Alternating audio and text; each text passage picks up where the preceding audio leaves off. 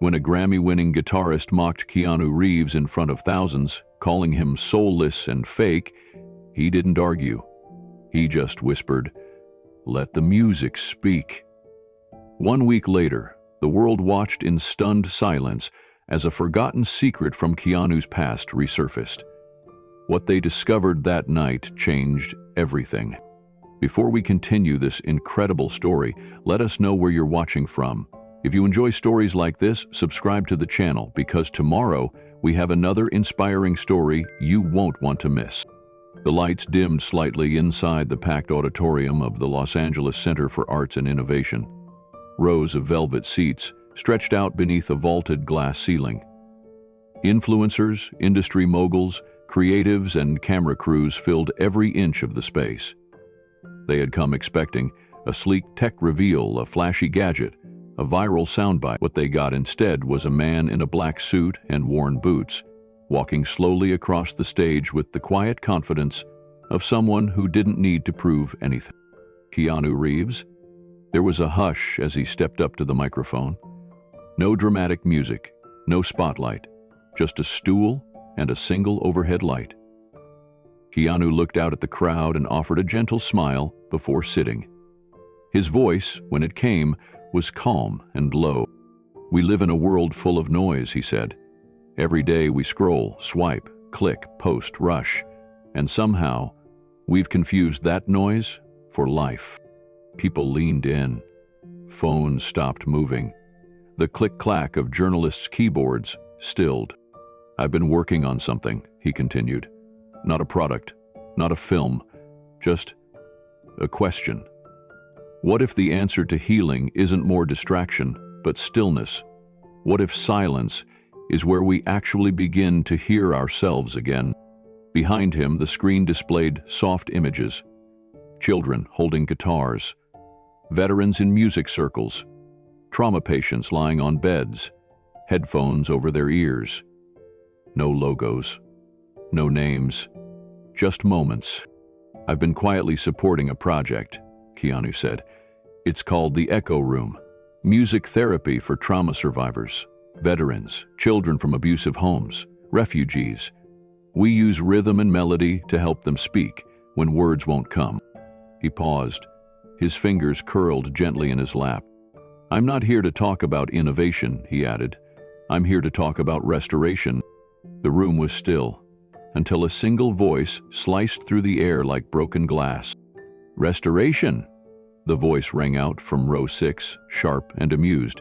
"Keanu Reeves wants to talk to us about soul?" Heads turned instantly. Standing there, draped in crimson leather and diamonds, was Aria Voss, 5-time Grammy winner, queen of strings, the most electrifying guitarist of her generation. Her presence was magnetic, and her interruptions were legendary. A ripple of murmurs passed through the crowd. Aria Voss had just publicly challenged Keanu Reeves. She took a few steps toward the stage, her heels echoing across the hardwood floor. "Forgive me," she said, her tone anything but apologetic. "But I thought this was a summit on innovation, not a celebrity therapy circle." A few people chuckled nervously. Keanu didn't react. Aria tilted her head, eyes sharp. "You're a great actor, Keanu. We all love the mysterious man with a tragic past. But music? Music isn't about playing wounded on a screen. It's about bleeding into the strings. It's about pain, practice, sweat. Soul." The silence thickened. "Actors don't understand that," she added. "You pretend to feel, we live it." A few gasps from the crowd. Some looked toward Keanu, waiting for a rebuttal. A cutting comeback, an explosion. He gave them none. Keanu's voice was barely above a whisper. "Maybe," he said. "I'll let the music speak." That was it, 7 words. But the way he said them, soft, steady, unshaken, stopped Aria cold. For a heartbeat, she stared at him, her smile faltering just slightly. Then the cameras began flashing. The tension in the room sparked like live wires. Keanu stood, nodded once to the moderator, then turned back toward the crowd. His next words weren't loud, but they didn't need to be. "If she wants to talk about soul," he said, "let's meet in a week and bring a guitar." For a moment, the auditorium was frozen. No one knew if Keanu was serious. Was this a bit? Some viral marketing stunt? But his face held no irony, no tension, just calm resolve. The kind of stillness that doesn't demand attention but commands it anyway. Then, as if the air itself exhaled, murmurs erupted across the room. "Did he just challenge Aria Voss?" someone whispered. A tech CEO in the front row leaned toward his PR rep. "Please tell me someone's streaming this." Cameras swiveled, phones raised. The moderators exchanged panicked glances behind the curtain. They weren't prepared for this. No one was. On stage, Keanu adjusted the microphone slightly, then stepped back. His message was finished. There was nothing else to say. Aria, however, wasn't done. She crossed her arms and tilted her head at him. "You really think you can step into my world, Reeves?" He looked at her with no hostility, no defense, just that same unshakable stillness. "I'm not stepping into anything," he said, "just offering space." Aria's laugh rang out like a cymbal crash. "That's rich. You're going to lecture me about soul when your entire career was built on staying silent and staring into space." A few people chuckled nervously. Others didn't dare breathe. Keanu nodded slowly. "I'm good at silence," he said. "It's where I learn to hear things most people miss." Then he turned and walked calmly off the stage. There was no mic drop, no music swell, no spotlight fade. Just one man, leaving behind a challenge that would echo louder than any chord. Backstage, production staff were scrambling. Do we let this escalate? Was that planned? Did he just challenge her to a guitar duel? Meanwhile, social media was already detonating. Clips of the moment hit Twitter and Instagram before Keanu even reached the green room. Keanu Varie, let the music speak. After V's artist. Within 20 minutes, every entertainment blog and YouTube channel had a hot take. News anchors speculated on morning shows. Music forums lit up with debates. The comments were polarizing. Aria destroyed him. What was he thinking? Keanu just silenced a room with a sentence. "That's soul." She's right. Music isn't acting. Never said he could outplay her. He just said, "Listen." But the most shared comment came from an anonymous user who posted a grainy black and white video of a teenage boy playing acoustic guitar in a smoky bar. The caption read, "Before Neo, before John Wick, there was KC River. Recognize the hands?" The video was only 90 seconds long. No face, just hands. But the playing, delicate, aching, impossibly precise, hit something primal. People began asking questions. But could it be him? Did Keanu Reeves once live a secret life as a guitarist? And if so, why did he stop? In her dressing room, Aria Voss watched the clip on repeat. The chords haunted her. She'd never heard that kind of tone before. Raw, unfiltered, untrained, but perfect in its imperfections. She leaned back in her chair, arms crossed, a slow frown forming. "This can't be him," she muttered. "Can it?" But deep inside, something whispered that it was. And for the first time in a long time, Aria wasn't sure she wanted to win. The next morning, every major outlet ran the same headline. Keanu Reeves challenges Aria Voss to a guitar duel. Opinion pieces flooded the internet. Music experts debated whether Keanu even played. Film critics weighed in on the symbolism. Memes exploded across social media. Keanu holding a guitar like a katana. Aria Voss shredding lightning bolts. The summit confrontation was now more than a moment. It was a movement. But Keanu Reeves wasn't online. He sat alone in his cabin, tucked into the hills above Malibu. The air smelled like cedar and rain. A single object sat on the table in front of him. A worn guitar case, its leather faded with age, its brass buckles dulled from time and touch. He hadn't opened it in years. His fingers hovered over the latches. Behind his calm eyes, memories stirred. A bar in Toronto, a name he hadn't said aloud in decades. KC River. Keanu let out a long breath and whispered something only the forest could hear. Who has no idea what she woke up. Back in Los Angeles, Aria Voss paced her studio floor. She couldn't shake the look in Keanu's eyes. Not angry, not defensive, not wounded, just still, unshaken. That kind of stillness didn't come from pretending. It came from pain, from years of silence. Aria had spent her whole life mastering every scale, every technique. But something about the way he stood there, said those 7 words, unsettled her in a way no critic ever had. She sat at her own guitar, fingers poised, but hesitated. What if she'd just thrown a spark at a powder keg she couldn't see?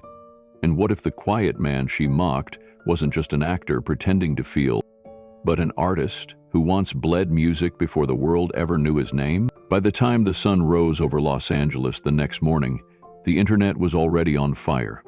Clips of Keanu's 7-word response, "Maybe I'll let the music speak," were plastered across every social platform. TikTok edits layered the audio over dramatic slow-motion footage. Instagram reels looped the moment he issued the challenge. Twitter threads exploded with hot takes. The hashtags multiplied by the hour. Keanu Reeves left. The music speak. Soul Showdown. Actor, Vs, artist. Reddit threads broke down every second of the exchange. Users argued whether Keanu was out of his depth or hiding something deeper.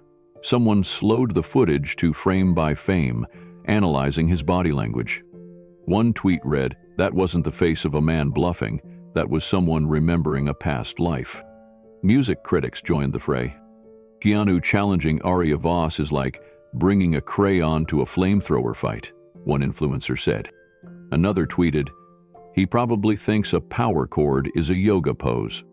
But just as the mockery peaked, a new post surfaced. It wasn't from a major media outlet.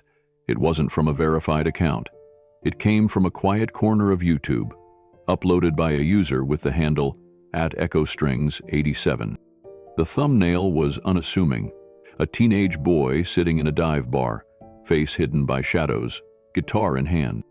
The title read, "The Ghost Guitarist, 1989, Eve, KC River."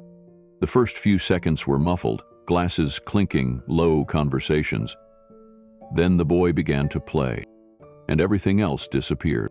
It wasn't the technical skill that stunned people. It was the emotion. Every note rang out like it had been carved from someone's ribcage. It sounded like someone trying to stitch themselves back together using only 6 strings. The audience in the video wasn't clapping or cheering.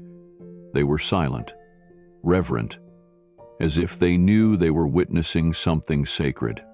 Someone on Twitter reposted the video with a simple caption, "This ghost guitarist sounds like someone who's lived 1,000 lives." And then the question hit, could it be Keanu Reeves? The resemblance was subtle, but impossible to ignore. The posture, the way the boy held the guitar, like it was something fragile and sacred. The way his left hand curled into the fretboard, fingers dancing with a kind of desperate precision. Even his stillness between phrases mirrored the man who had stood on stage the night before and challenged a legend with nothing but a whisper. The video exploded within hours.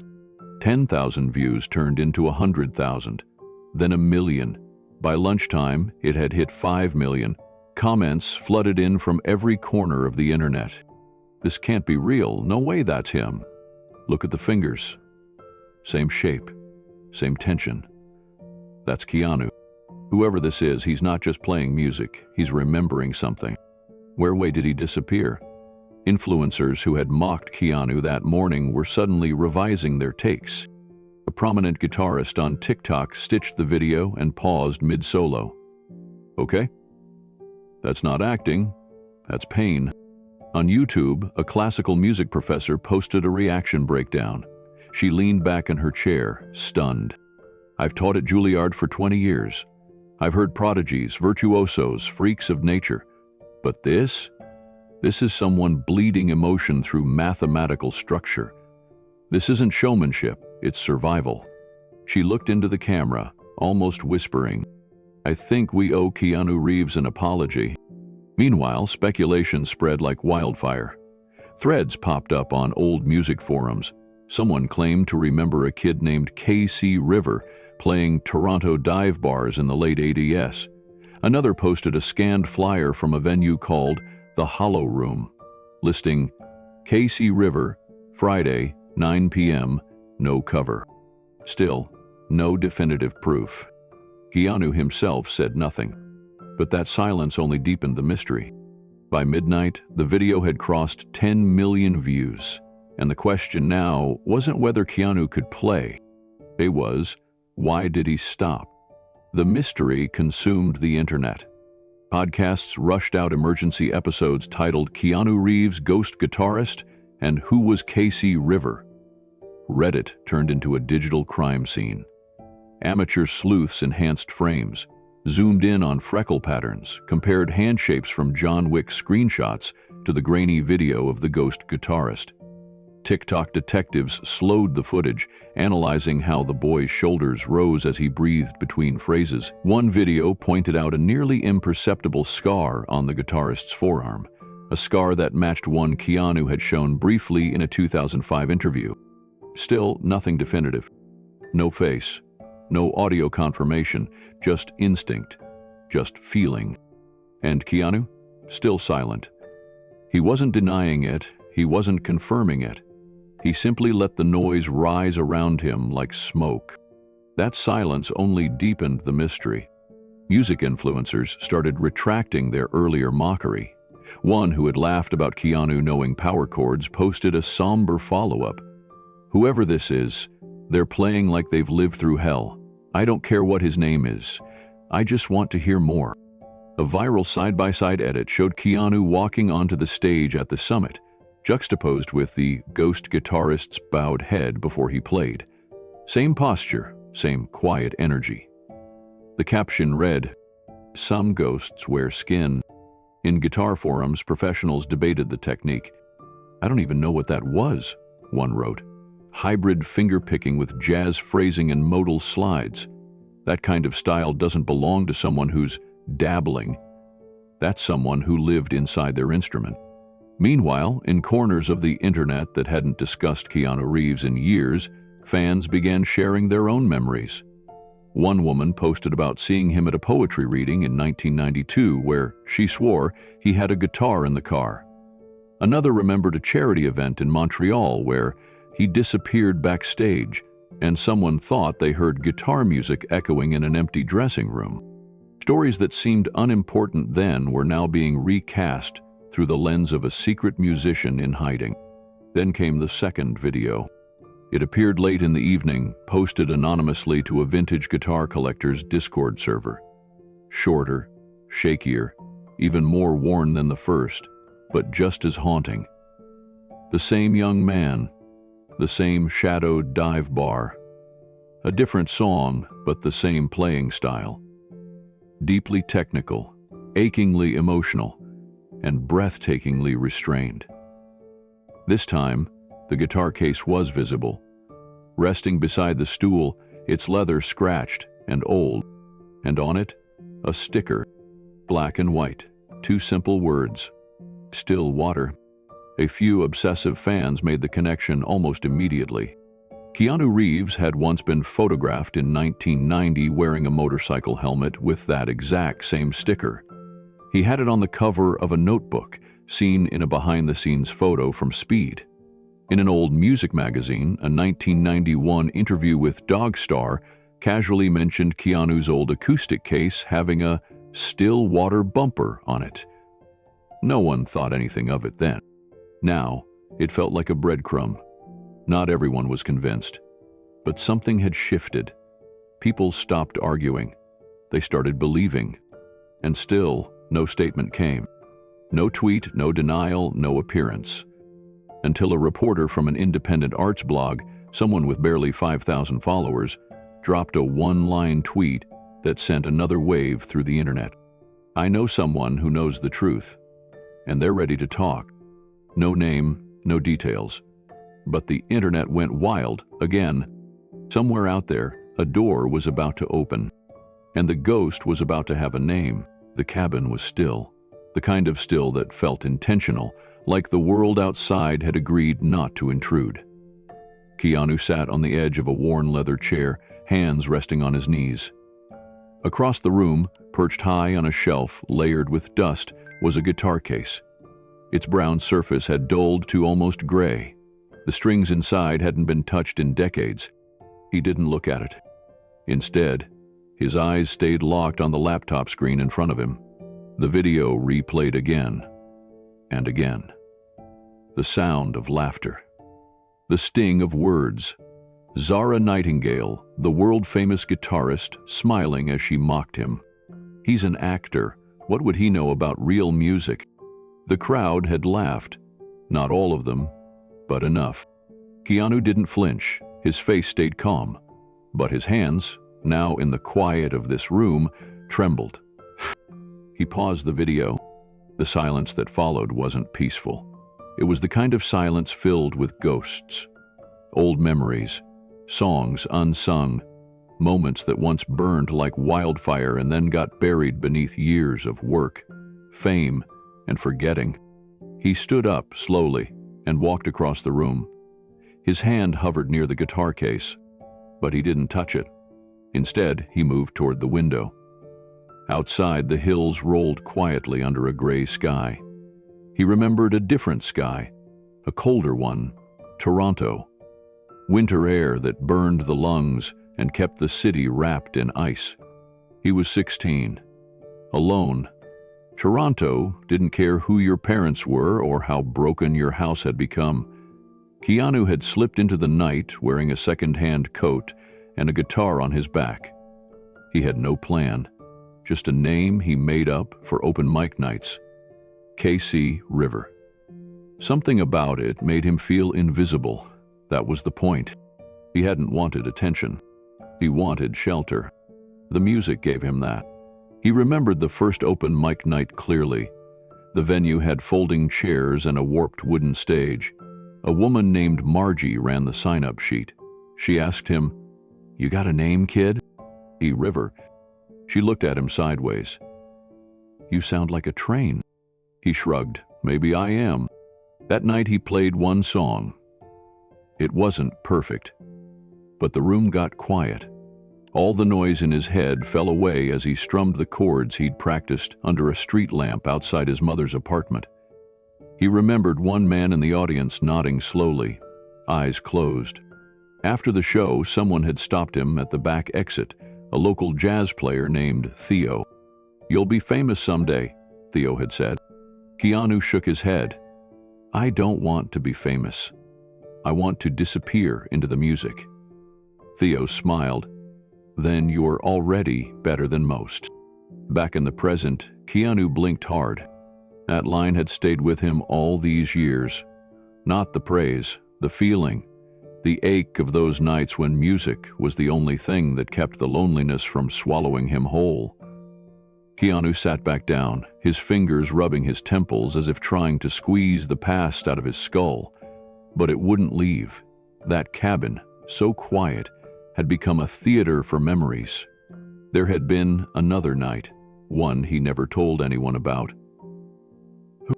The crowd was small, just a few university students and older locals nursing beers at cracked tables. KC River was third on the lineup. He wore a hoodie pulled low and kept his head down. That night, he didn't sing one of his usual comfort songs. He tried something different. Something he had written in the corner of a laundromat while waiting for his clothes to dry. The lyrics weren't fancy.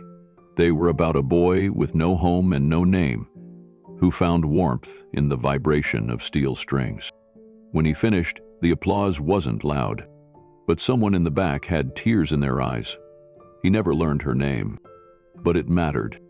It mattered more than any role he ever played later on. More than the awards, more than the interviews and the cameras, that quiet moment of human connection, of something true breaking through the noise. That's what stayed. That's what haunted him now. He stood again, this time letting his feet carry him to the guitar case. His hand hesitated above the latch. The last time he'd opened it, a different man had been staring back in the mirror. A man who hadn't yet lost his daughter, who hadn't watched love dissolve in hospital rooms and cemeteries. A man who hadn't buried the part of him that played just to feel human. He undid the latch slowly. Inside, the guitar was still there, a little warped from age, but whole. The strings were dusty. One was snapped. He didn't pick it up, not yet. His phone buzzed on the table. A new message from Maya, his assistant. Media still buzzing about Zara's comment, "Let me know if you want to respond." He stared at the screen, then turned it over. He walked outside. The air was cool. The ground was damp with morning dew. In the distance, a bird called out and was answered. Life kept moving, unaware of how loud a memory could scream inside one man's head. He sat on the porch steps, elbows on his knees, watching the clouds shift. The mocking laughter from the video still rang in his ears. But now something else had begun to stir under the surface. Not anger, not pride. Something older, something raw. Not many people knew the truth, that long before the world knew him as an actor, a face, a brand, he was a boy with a second-hand guitar who found salvation in every note. He had buried that version of himself beneath years of fame. But now, against all odds, one cruel laugh had pulled him back. Back inside, Keanu sat cross-legged on the floor. The guitar case lay open beside him. He looked at it without touching, as if afraid the instrument might disintegrate under the weight of time and memory. He reached for a cloth tucked in the corner of the case and gently wiped the body clean. Layer by layer, the dust faded. Beneath it, the wood still held its amber warmth. The faint scars from where he'd bumped it against subway turnstiles and cafe tables in Toronto. He looked around the room. Awards, scripts, frames. Everything about this place spoke to the world he had built. But none of it knew about Casey River. That name had disappeared when the spotlight found him. He'd let it fade, like a song you don't finish writing because the world moves too fast. But the melody was still inside him, dormant, waiting. He leaned back against the wall and closed his eyes. And suddenly, he could hear it. Not the video, not the audience, not Zara's voice, but the guitar. Not as it was now, brittle and out of tune, but as it once was. In his hands, alive with the sound of defiance and hope. The rhythm that kept him alive during nights when food was scarce and phone calls from home never came. The chords that wrapped around his pain and turned it into something someone could listen to. His breathing slowed. Not many people knew how much music had meant to him, how it had been his only anchor before he found acting, before the world started calling his name. But now he realized something else. It hadn't just been a phase. It was a part of him, a buried limb he had convinced himself he no longer needed. And Zara's words, sharp as they were, had struck something he didn't expect. Not ego, but memory, the kind that reached through decades and tapped the shoulder of a version of himself he thought he'd outgrown. He stood slowly, careful not to make a sound. Then, he whispered, "We woke something I buried." The words hung in the air, almost sacred. He didn't mean anger. He didn't mean revenge. He meant the boy who played to survive. The boy who didn't care about who was watching. The boy who had something to say. And maybe, after all these years, it was time to say it again. He looked down at the guitar, now gently glowing in the morning light. It wasn't about proving Zara wrong. It wasn't even about responding. It was about remembering who he really was, and maybe letting the world hear that voice again. Not the actor, not the brand. It's KC River, raw and unfiltered. Keanu turned toward the hallway. He knew exactly where to go next. Not to a studio, not to the press, into a small room in the back of the cabin where time slowed down and music could live again. The rehearsal hall echoed with sound. Every note was flawless. Every movement was choreographed to precision. Spotlights glared down as dancers flowed in perfect unison across the glossy floor. Behind a curtain of velvet, Aria Voss stood with arms crossed, watching everything with an expression that revealed nothing. She didn't blink as the strings hit their crescendo. She didn't flinch as the pyrotechnic cues lit up on time. This was her world, controlled, calculated, commanding. Her assistant, Yelena, hovered nearby with a tablet in hand. "Tempo in the second chorus is 1 second behind the track," Aria said. Yelena scribbled the note instantly. "And the fog machine's delay between Q4 and 5 is too obvious. Adjust the programming." "Got it." Aria didn't smile. She rarely did during work hours. Art was science to her, and she had mastered it. Outside, her team was buzzing. Stylists, producers, lighting engineers, all orbiting around her gravity. She was the epicenter of a billion-dollar machine about to launch a sold-out world tour titled Empire. 30 countries, 3 months, 1 woman at the helm. The critics called her music a masterpiece of structure. But something had shifted lately. Beneath the surface of perfection, the press had started using new words. Sterile, mechanical, cold. Aria noticed. She always noticed. But instead of reacting publicly, she doubled down privately. More hours in the studio, more data-driven arrangement tweaks. Emotion didn't pay the bills. Precision did. After rehearsal, she retreated into her suite upstairs. Floor-to-ceiling windows overlooked the city. The room was silent. She poured herself a glass of white wine and opened her laptop. She wasn't the kind of artist who scrolled social media endlessly. But one clip had landed in her inbox enough times to be impossible to ignore. It was from the gala, the same one where she'd made that jab. A clip of her laugh. Then Keanu's face. The stillness. She pressed play. Her own voice rang out, mocking, amused. And then silence. Keanu didn't respond.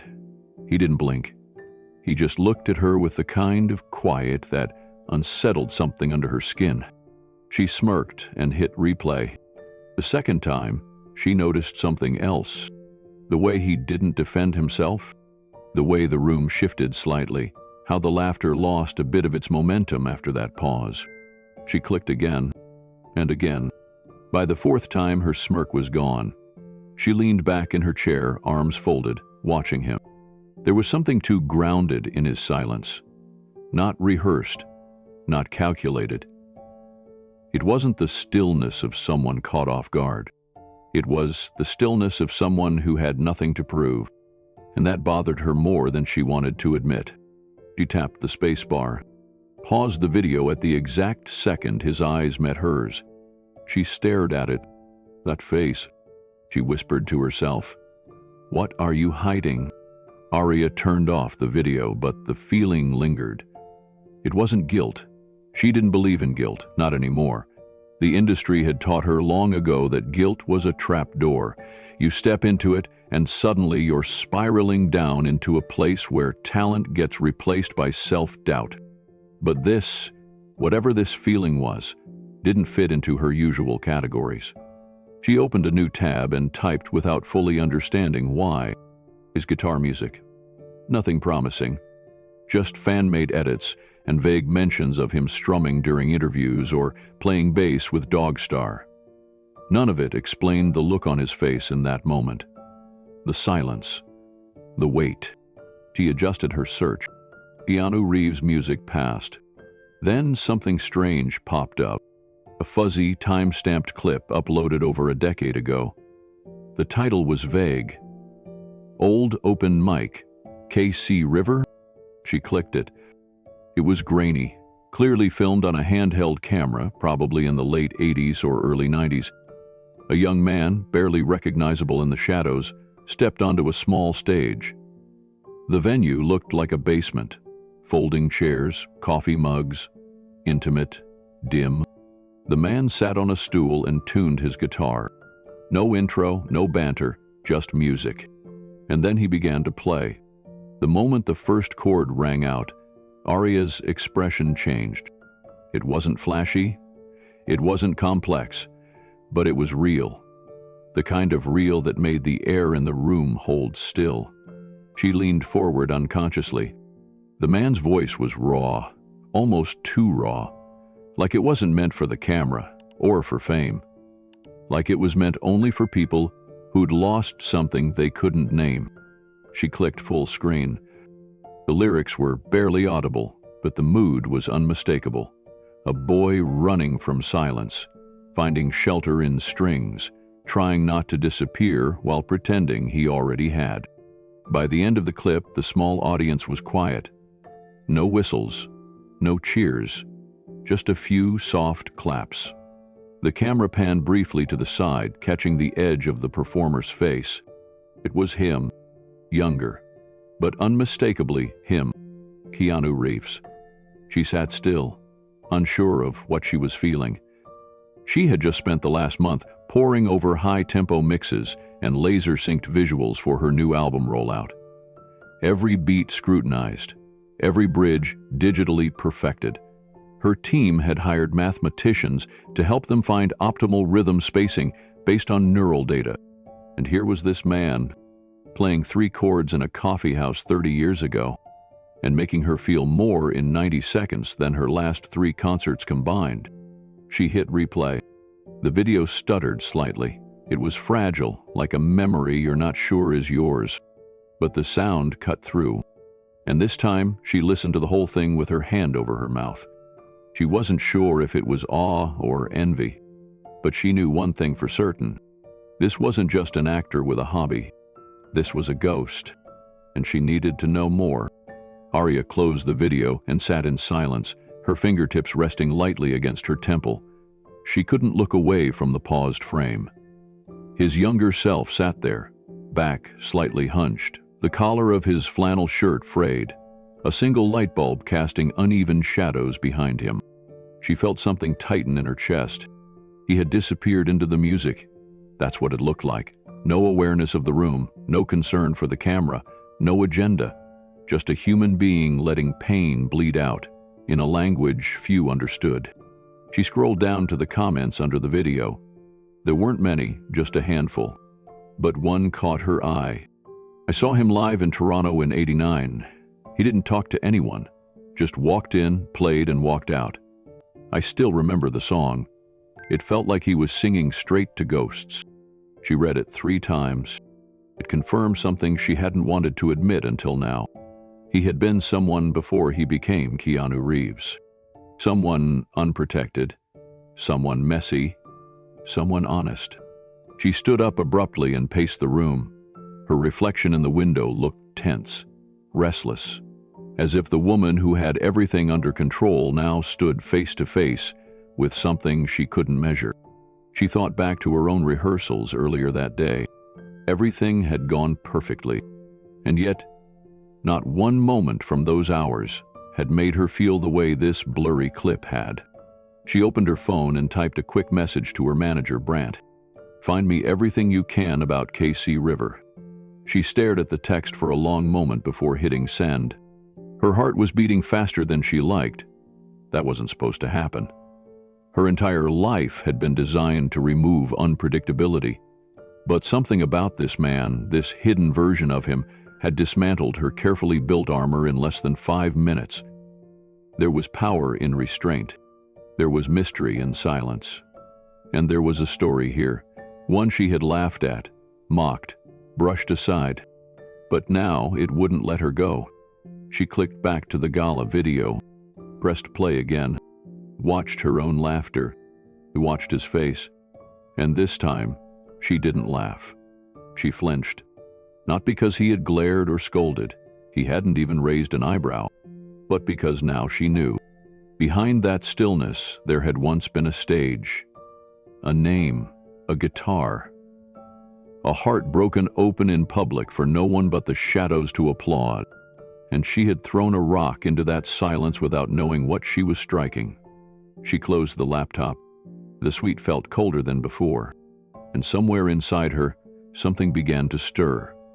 Not regret, not yet, pulled away, but a hunger to understand, to listen differently, to find out who K.C. River really was and why he had vanished. She whispered to herself as the city blinked below.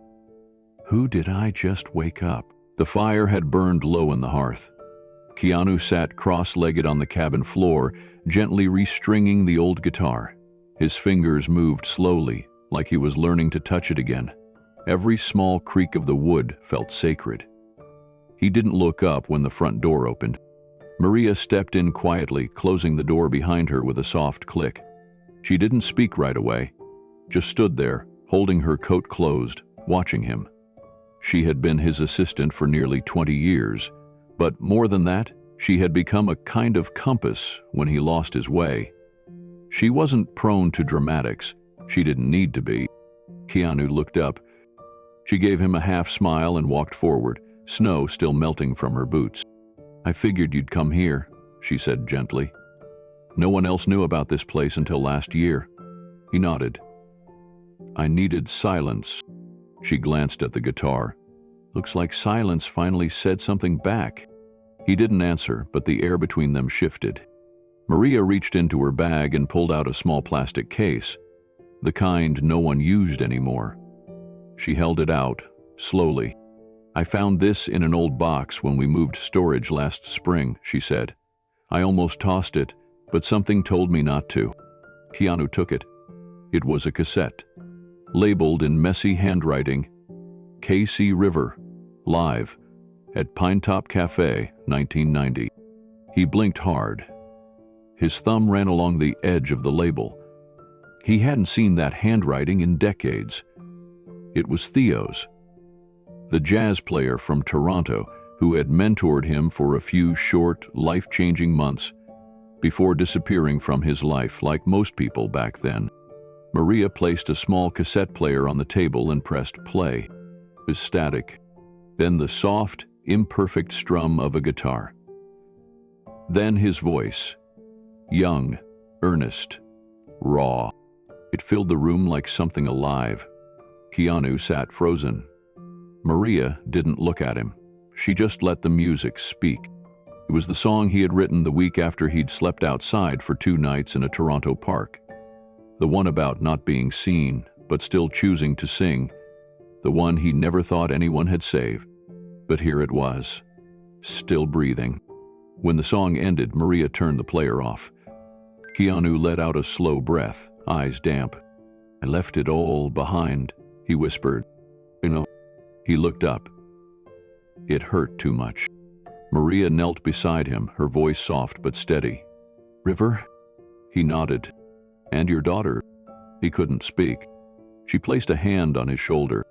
I know what that guitar meant, she said. I also know what it cost you. He stared at the fire again. It stopped being a door, started feeling like a weight. Maria didn't argue. She just sat beside him, quiet, still. Then she said the one thing he hadn't allowed himself to believe, but it never left you. Keanu leaned his elbows on his knees and rubbed his face with both hands. The weight of her words settled in his chest. He stared at the guitar, now resting gently on its side. The same guitar he once carried across icy sidewalks and narrow alleys, playing just to stay sane, just to feel like he was still here. He looked at Maria. You know the last time I really played? He asked quietly. She waited. It was after River died. His voice caught. I was in the corner of a recording studio. The lights were off. I didn't even plug in. I just played something I couldn't put into words. I don't even know what I was trying to say. He paused, jaw tightening. And then I put it down, walked out. I haven't played like that since. Maria's eyes didn't move from his face. You kept it all in, she said softly. He nodded. When Jennifer lost the baby, he continued, I thought music might help. I picked up the guitar once, but the moment my fingers touched the strings, I broke down. Not just tears, collapse. Couldn't breathe. Maria's voice lowered. You never told anyone? Because I couldn't even tell myself. He took a long breath, letting it fill his lungs before letting it go slowly. I buried all of it in that silence. The music, river, the grief, even the part of me that felt things too deeply. I told myself I was doing the right thing, that if I stayed still long enough, maybe the world would stop spinning. Maria reached for the cassette and held it in both hands. This tape shouldn't exist, she said. It survived floods, fires, warehouses being shut down. I didn't even know who labeled it until just now, but when I played it yesterday, I cried. Keanu looked at her, surprised. Not because it was sad, she said, because it reminded me of who you are underneath the film rolls, the calm press junkets, the grief. It was the most honest sound I've ever heard come from you. He closed his eyes. You used to play for no one, she added, for empty rooms, for street corners, for yourself. That's the version of you that the world never saw, and that version never left. You just shut the door on him. Keanu picked up the guitar again, ran his fingers across the fresh strings. They were still slightly out of tune. He tightened them gently. I don't know if I can play like that again, he said. Maria gave a small smile. I think you already are. Outside, snow began to fall. Not heavy, just enough to blur the outlines of the world beyond the cabin. Inside, the silence wasn't heavy anymore. It was waiting for him to return to the voice he never meant to lose. And somewhere deep inside, Keanu felt something loosen, something shift, like a door slowly creaking open after years of stillness. Keanu stayed seated on the floor, the guitar now resting across his lap. He didn't strum it. He didn't rush. He just let it sit there, warm from the room and familiar in a way that felt both strange and comforting. His fingers curled around the neck like they remembered something his mind had forgotten. Maria stood and moved to the window, giving him space but staying close. He spoke again, his voice quieter now. You know what scared me the most? She turned slightly. That if I ever started again, it would hurt more to feel than to forget. He looked up at her, eyes steady now, but pretending it wasn't part of me. Losing that hurt even more.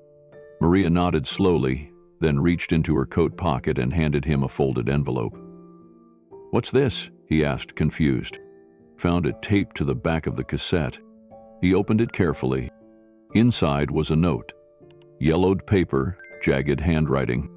You said you didn't want to be famous, that you just wanted to disappear into the music. But some people disappear not to be forgotten, but to be found. It was signed with one name. Theo. Keanu exhaled sharply, emotion catching him off guard. He hadn't heard that name in so long. Hadn't even let himself remember how much Theo had meant to him in those early years. A mentor, a bridge, a voice that reminded him he wasn't just surviving, he was creating.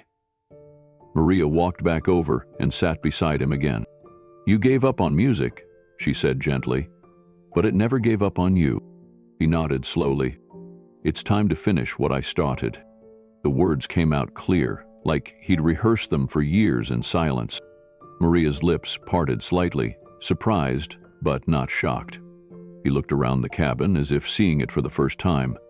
The shelves, the photos, the quiet life he had chosen out of self-preservation, all of it had kept him safe, but not whole, not alive. I want to record again, he said. Not for a label, not for the public, just for me. For the boy who sat on that stool, for River, for Jennifer, for our daughter. Maria reached over and squeezed his hand.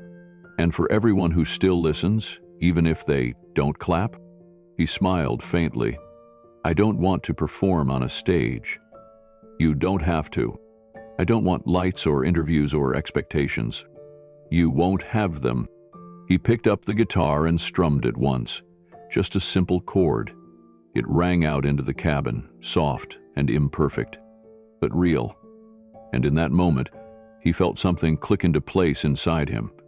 Not all better, not fixed, but ready.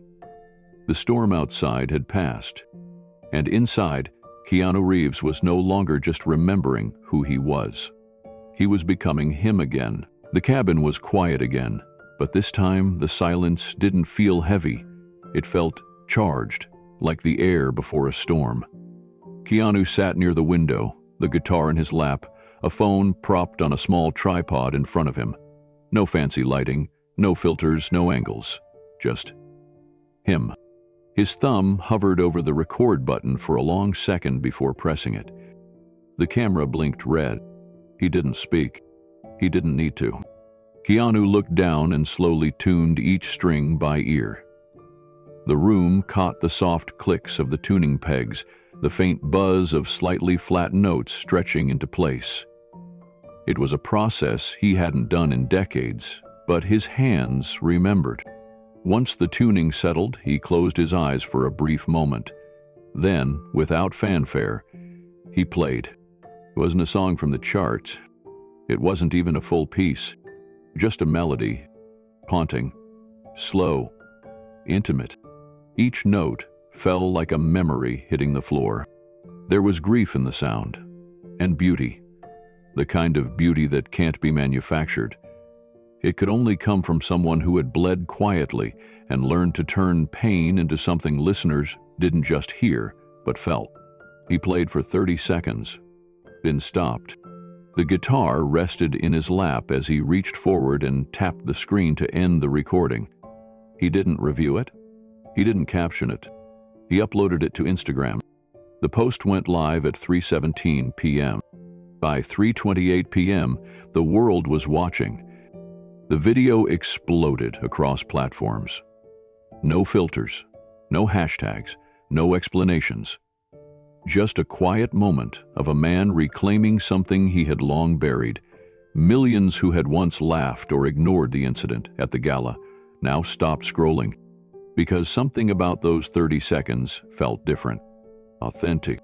People commented in waves. That wasn't just music, that was mourning. Why did this make me cry? Here, he said, more in silence than most say in an entire album. It trended on every platform within hours. People called it a masterclass in restraint. Fans said it reminded them of the music their fathers used to play before bed. Musicians called it uncomfortably honest. And then came the response. Aria Voss, never one to be outshined, released a video of her own. Her team spared no expense. The set was pristine. Glittering lights, a custom stage, surround sound, multiple camera angles. Aria stood center stage with a limited edition electric guitar. Her fingers moved like lightning. Riffs flew from her hands with mathematical perfection. But something was missing. The fire, maybe, or the heart. People noticed. The comments started slowly, then gained speed. Technically flawless, emotionally empty. She's showing off, he's telling a story. She played music, he played a memory. For the first time in her career, Aria didn't dominate the conversation. Because what Keanu had done wasn't just music. It was an invitation. And now the world wanted more. The buzz intensified overnight. Music blogs published breakdowns of Keanu's melody, dissecting each note like scripture. Vocal coaches speculated about his breathing, wondering how someone with no formal release history could carry such emotional control. And old fans, those who remembered fragments of KC River from forgotten cafes in Canada, began to resurface. By morning, Keanu's video had reached 23 million views. But it wasn't just about numbers. It was about something deeper. There was a collective curiosity building, not the kind rooted in celebrity drama, but the quiet pull of mystery meeting memory. People felt something familiar in his sound, like grief they hadn't processed or hope they didn't know they still carried. Then the invitations began. Talk shows, podcasts, late-night appearances. Keanu declined them all. Instead, he posted nothing. No follow-ups, no replies. Just silence again. But it was Aria who made the next move. 3 days after her response video, her team announced a spontaneous live event, Aria, one night only, at the Shrine Auditorium in Los Angeles. The venue sold out within 30 minutes. But a twist came hours later. The promotional posters had changed. Now under her name in bold letters was a single line, with special guest KC River. The internet exploded. Speculation ran wild. Was it real? Was Keanu actually going to perform? Or was it a publicity stunt? His team remained silent. Her team offered no explanation. But the timing was unmistakable. Music journalists dubbed it the showdown at the shrine. Pundits argued over motives. Was Aria extending an olive branch, or was this her way of reclaiming control? Meanwhile, ticket prices soared on resale platforms. Fans camped out. News trucks lined the block. Maria called Keanu from the kitchen of the cabin. "They're calling it a duel," she said, half laughing. Keanu sat at the table, his guitar case open but untouched. "I didn't agree to anything," he replied quietly. "You didn't have to. The world decided for you." He didn't respond. But the stillness in his face had changed. Not fear, not irritation, something else.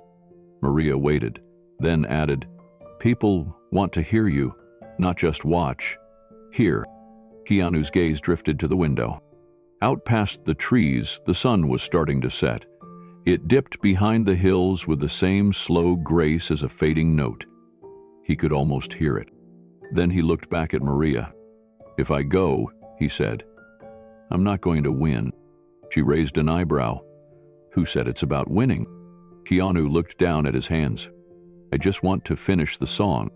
That evening, Rolling Stone published an article that lit the fuse even further. The title was simple, bold, and impossible to ignore. Keanu Reeves, ghost guitarist? He traced whispers of his old identity, the cafe nights in Toronto, the legendary KC River tapes that had disappeared. And it ended with one line: "Left the stage decades ago, but maybe..." The music never left him. By the next morning, the Shrine Auditorium staff had been instructed to prepare for global press coverage. Reporters from BBC, CNN, Rolling Stone, and major YouTube music channels flooded Los Angeles. Social media platforms promoted the event on trending banners. Hashtags like KC Are Born and Shrine Showdown flooded timelines. But inside the cabin, the noise didn't reach. Keanu stood barefoot on the wooden floor, looking down at the guitar case. He didn't move quickly. He didn't pack. He simply stared at it, letting the moment breathe. The decision wasn't about Aria. It wasn't about revenge. It wasn't even about the critics. It was about telling the truth. For the first time in a long time, he didn't feel like an actor playing a part. He felt like the boy from Toronto again, the one who played with trembling hands and too much heart, the one who didn't have anything but 6 strings, a borrowed stool, and a name no one remembered. KC River, a ghost that had been waiting to be seen again. Later that afternoon, Maria booked the flight. No team, no press, no stylists. Just 2 seats, one for him, one for the guitar. She watched as Keanu zipped up an old canvas bag, grabbed a flannel shirt from the closet, and slung the guitar case over his shoulder. There was a quiet rhythm to it all. Nothing flashy. No costume, no armor. Just a man walking back into something he thought he'd lost forever. Back in Los Angeles, Aria sat in a soundproof studio, lit with deep purples and soft golds. She had rehearsed her solo every night since the video dropped. Her team had rewritten the lighting program. A new string arrangement had been added. Every element would be perfect. But for the first time in her career, Aria felt unsure. She opened the article again. Keanu Reeves, ghost guitarist? She scrolled past the performance clip. past the interview snippets, down to the bottom, where readers had left their comments. He reminded me of my grandfather, who only played once after his wife died. Sometimes, silence is louder than 1,000 notes. Had him play for the crowd, he played for something bigger. Aria closed the laptop and stood. Her hands, always precise and steady, felt tight around the neck of her guitar. She whispered under her breath, "What are you bringing with you, Keanu?" The question wasn't laced with arrogance anymore. It was something closer to respect, maybe even anticipation. The Shrine Auditorium posted the official event banner by 8 p.m. Black background, 2 silhouettes. On one side, Aria Voss, Earl Tour premiere. On the other, Casey River returning live. No further explanation, no photos. Just a date, 1 week from today. And across the center in bold white text, "The world. One stage." The countdown had begun. And whether they knew it or not, the world wasn't preparing for a concert. They were preparing for something more. A reckoning, a revival, a night that would change everything. The package arrived at TMZ's Toronto affiliate station in a plain, wrinkled envelope with no return address. The only clue was the smudged handwriting across the top. KC River, 1987, never released. Inside was a cassette tape. No label, no artwork, just the same name scribbled across its face. The producer on shift, a young man named Eric, didn't know who KC River was, but curiosity got the better of him. He dusted off an old player in the storage room, inserted the tape, and hit play. The first 30 seconds were quiet, then came the soft hum of feedback, the crackle of a live mic, and finally, a voice. Not an introduction, not even lyrics, just a whisper. "To Kim, I hope you're not too tired to listen." Then the guitar, soft, delicate, unlike anything Eric had expected. It wasn't polished. It wasn't performed. It breathed. The melody was haunting in its simplicity, and each note seemed to hesitate, like it was asking permission to exist. And then the words came. They weren't grand or metaphorical. They were a brother talking to his sister, a sister fighting for her life. Lines like, "If the pain comes tonight, I'll sit with you through it. You're not your body, Kim. You're brighter than blood. If your eyes get heavy, let my voice keep you here." Eric froze. By the end of the recording, his hands were shaking. He called his supervisor. They called the legal team. Then someone whispered the name Keanu Reeves. Old whispers about a musical past, about a stage name used briefly in the 80s, about a sister named Kim who had battled leukemia during that same period. It couldn't be, they said, but the voice, the emotion, the name on the tape, it all added up. Within 2 hours, the audio hit the internet. TMZ released the full track with a cautious headline, "Mysterious 1987 ballad possibly linked to Keanu Reeves surfaces online." By morning, the song had reached 40 million people. It wasn't confirmed. No one from Keanu's team responded. No media outlet got a quote. But no one needed it, because the truth wasn't in a press release. It was in the sound, and the world listened. Radio stations replayed the song across the country. Podcasts opened episodes in silence, letting the first verse play uninterrupted. Reaction videos poured in from nurses, musicians, caregivers, and cancer survivors. Each person sat still as the song unfolded, their expressions changing slowly, some tearing up, some closing their eyes, others whispering lines aloud like prayers. One man, a music professor at Juilliard, posted a breakdown that went viral. "This," he said softly, "is not performance. This is grief translated." Whoever wrote this understood pain at a cellular level. Fans online compared the voice to Keanu's interview tapes. Some even slowed down the old video from the Pinetop Cafe performance and matched certain vocal patterns. They pieced together lyrics across rumored lost tracks. They dug up photos from late-night bars in Toronto. The mystery gave way to something deeper, a reverence. Even without confirmation, millions knew. This wasn't a coincidence.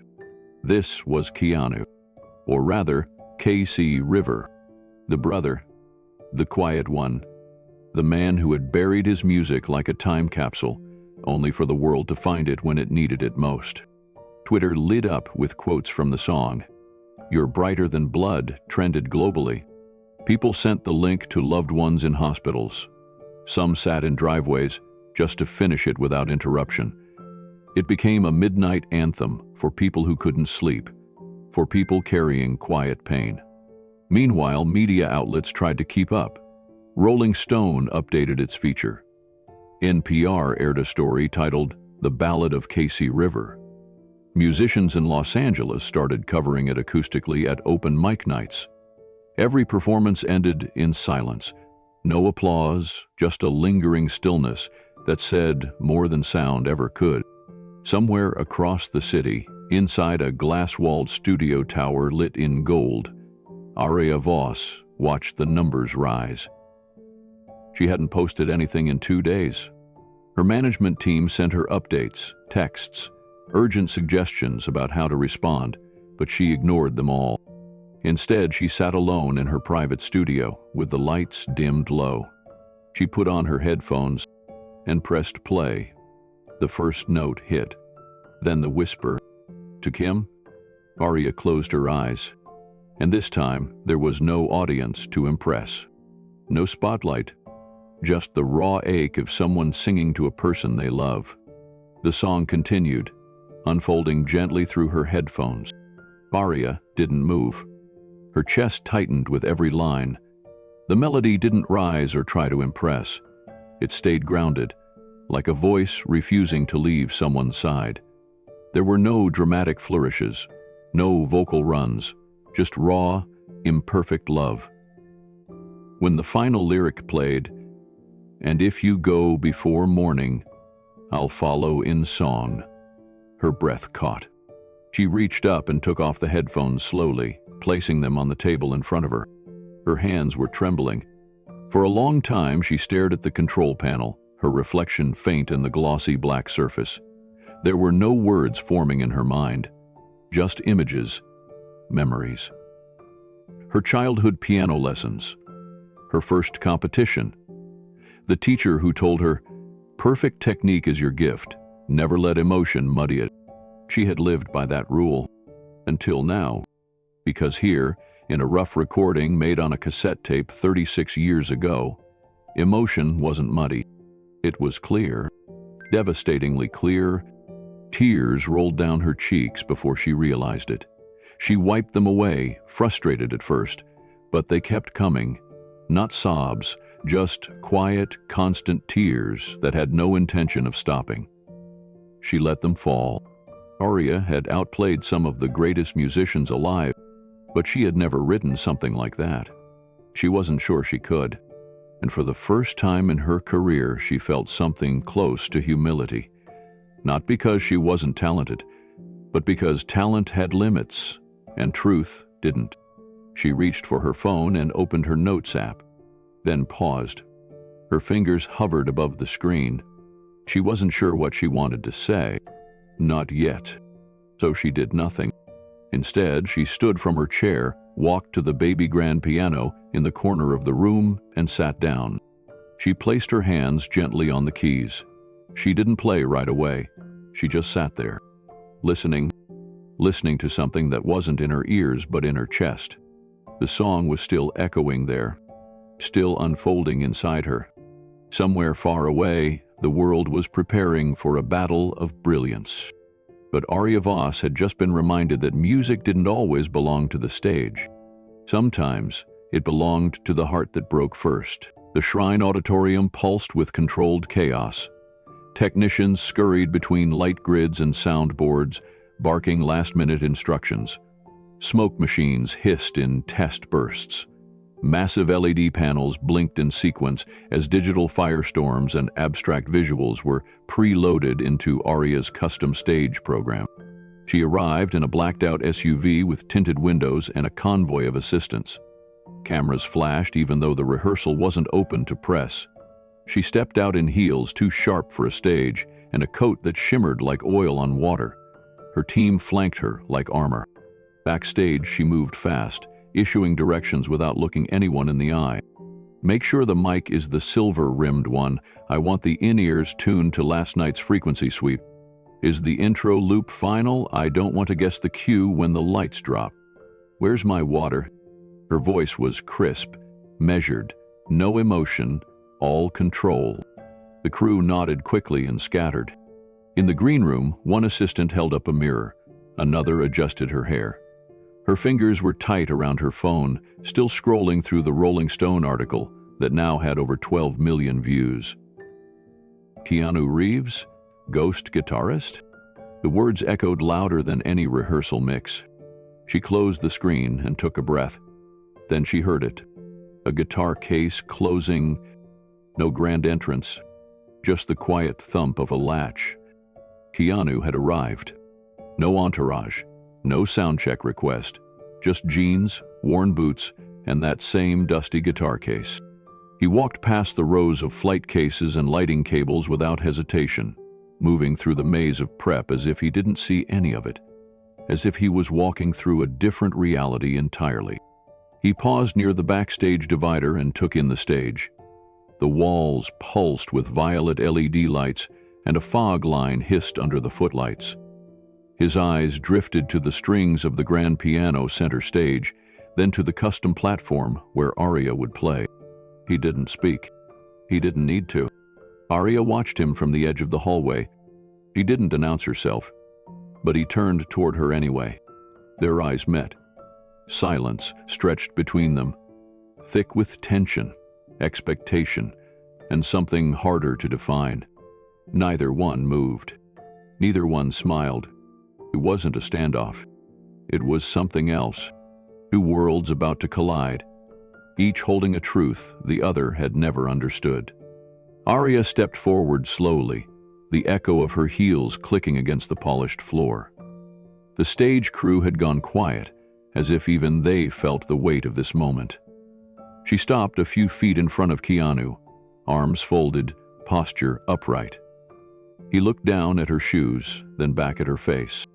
"You rehearsing in those?" he asked gently. She almost smirked.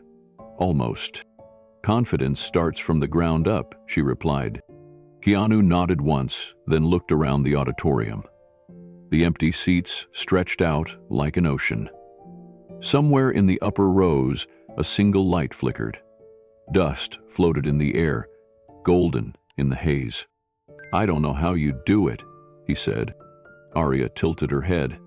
"Do what?"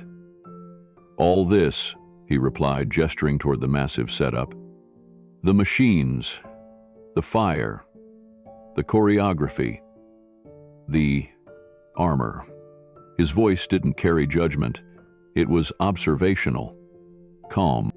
Aria's eyes narrowed slightly. "It's not armor, it's preparation." Keanu didn't respond immediately. Then, almost too softly to hear, he said, "Or protection." The word struck her harder than she expected. She looked down, then back up. There was a long pause. Then, before she could stop herself, she said, "I listened to the tape." His expression didn't change, but something behind his eyes shifted. She took a breath. "The one you wrote for your sister." Silence again. Aria swallowed. "It wasn't perfect. It wasn't even polished." She hesitated, then added, "But it broke me." Keanu looked at her for a long moment. "Wasn't meant to break anyone," he said softly. "It was just meant to hold her." Aria blinked slowly. Her voice, when it came next, wasn't sharp or confident. "I'm scared." It wasn't planned. It came out like truth does, quiet, unexpected, undeniable. Keanu raised his eyes to hers again. "Of what?" he asked. She looked away. "Of not being enough. Of playing everything right and still not reaching anyone." He nodded once, not dismissing it, not trying to fix it, just being there. Aria's shoulders dropped slightly. She whispered, "I've been chasing perfection my whole life, but it never felt like music. Not really." Keanu stepped a little closer, his voice still calm. "Real music isn't about being right." She looked up at him. "It's about being real," he said. And this time, she had no comeback. Aria turned away, walking a few steps toward the stage, her heels slower now, softer. The haze of the lights shimmered ahead of her, casting her reflection across the glossy surface of the piano. She didn't touch it. Behind her, Keanu stood still, hands resting on his guitar case, his presence quiet but unmoving. She looked up at the rows of empty seats. Tomorrow night, they'd be filled with faces. Faces expecting brilliance, spectacle, maybe even a battle. But that wasn't what she felt anymore. Not anger, not pressure. Something closer to confusion. "I used to think I had to prove something," she said, her back still to him. "That if I could just be perfect, no one could take anything from me." She paused. "But lately, I wonder if I've already lost something without even knowing it." Keanu said nothing. She turned around slowly. Her voice wavered, just enough to make her blink hard and steady herself. "I don't know if I still want to win." The sentence hung in the air like a held breath. She wasn't sure why she said it. Maybe because she needed someone to say it to. Someone who wouldn't twist it or weaponize it. Someone who understood what it felt like to lose the very thing you once thought was saving you. Keanu finally spoke, and his words were slower this time, like he'd waited years to say them. "Sometimes we chase winning because we're too afraid to let the silence say what we can't." She didn't know. She didn't speak, but she understood. Across the room, the crew had returned to setting levels, checking power lines and adjusting monitors, but none of it felt real to her now. The tension she'd brought in had started to dissolve. Aria Voss, the perfectionist, the technician, the cold queen of modern music, was unraveling. Not falling apart, opening up. She looked one last time at Keanu, as if trying to read him one more time before the curtain lifted for real. He didn't offer advice. He didn't offer comfort. He just stood with his old guitar, steady and simple. Like the answer wasn't in what he would do tomorrow, but in who he had chosen to be today. She walked away, her footsteps lighter now. Not because she had figured it out, but because something inside her had shifted. And that alone was enough to make her question everything she thought she wanted. The house lights dimmed. A low murmur rolled through the crowd, then faded into stillness. The Shrine Auditorium was packed wall to wall, every seat filled. A-list celebrities in the front row, fans of both artists lined up along the balcony edges. Cameramen crouched low, their lenses trained on the stage. But there was no grand set. No digital flames or laser arrays. Just two wooden chairs, two microphones, and two guitars resting in their stands. The minimalism was jarring, especially for a venue known for excess. But the audience sensed something important in the simplicity. It forced them to lean in. The stage manager gave a signal, and Aria stepped into the spotlight. She wore all black, no sequins, no metallics, just a sleek, modest blouse and slacks. Her hair was tied back, her face bare of heavy makeup. The only sparkle on her was the polished steel of the guitar strings in her hands. She sat in the left chair, exhaled, and began to play. The piece was flawless, structured, precise, and clean. Her fingers moved up and down the neck of the guitar like a current. No hesitations, no wasted movement.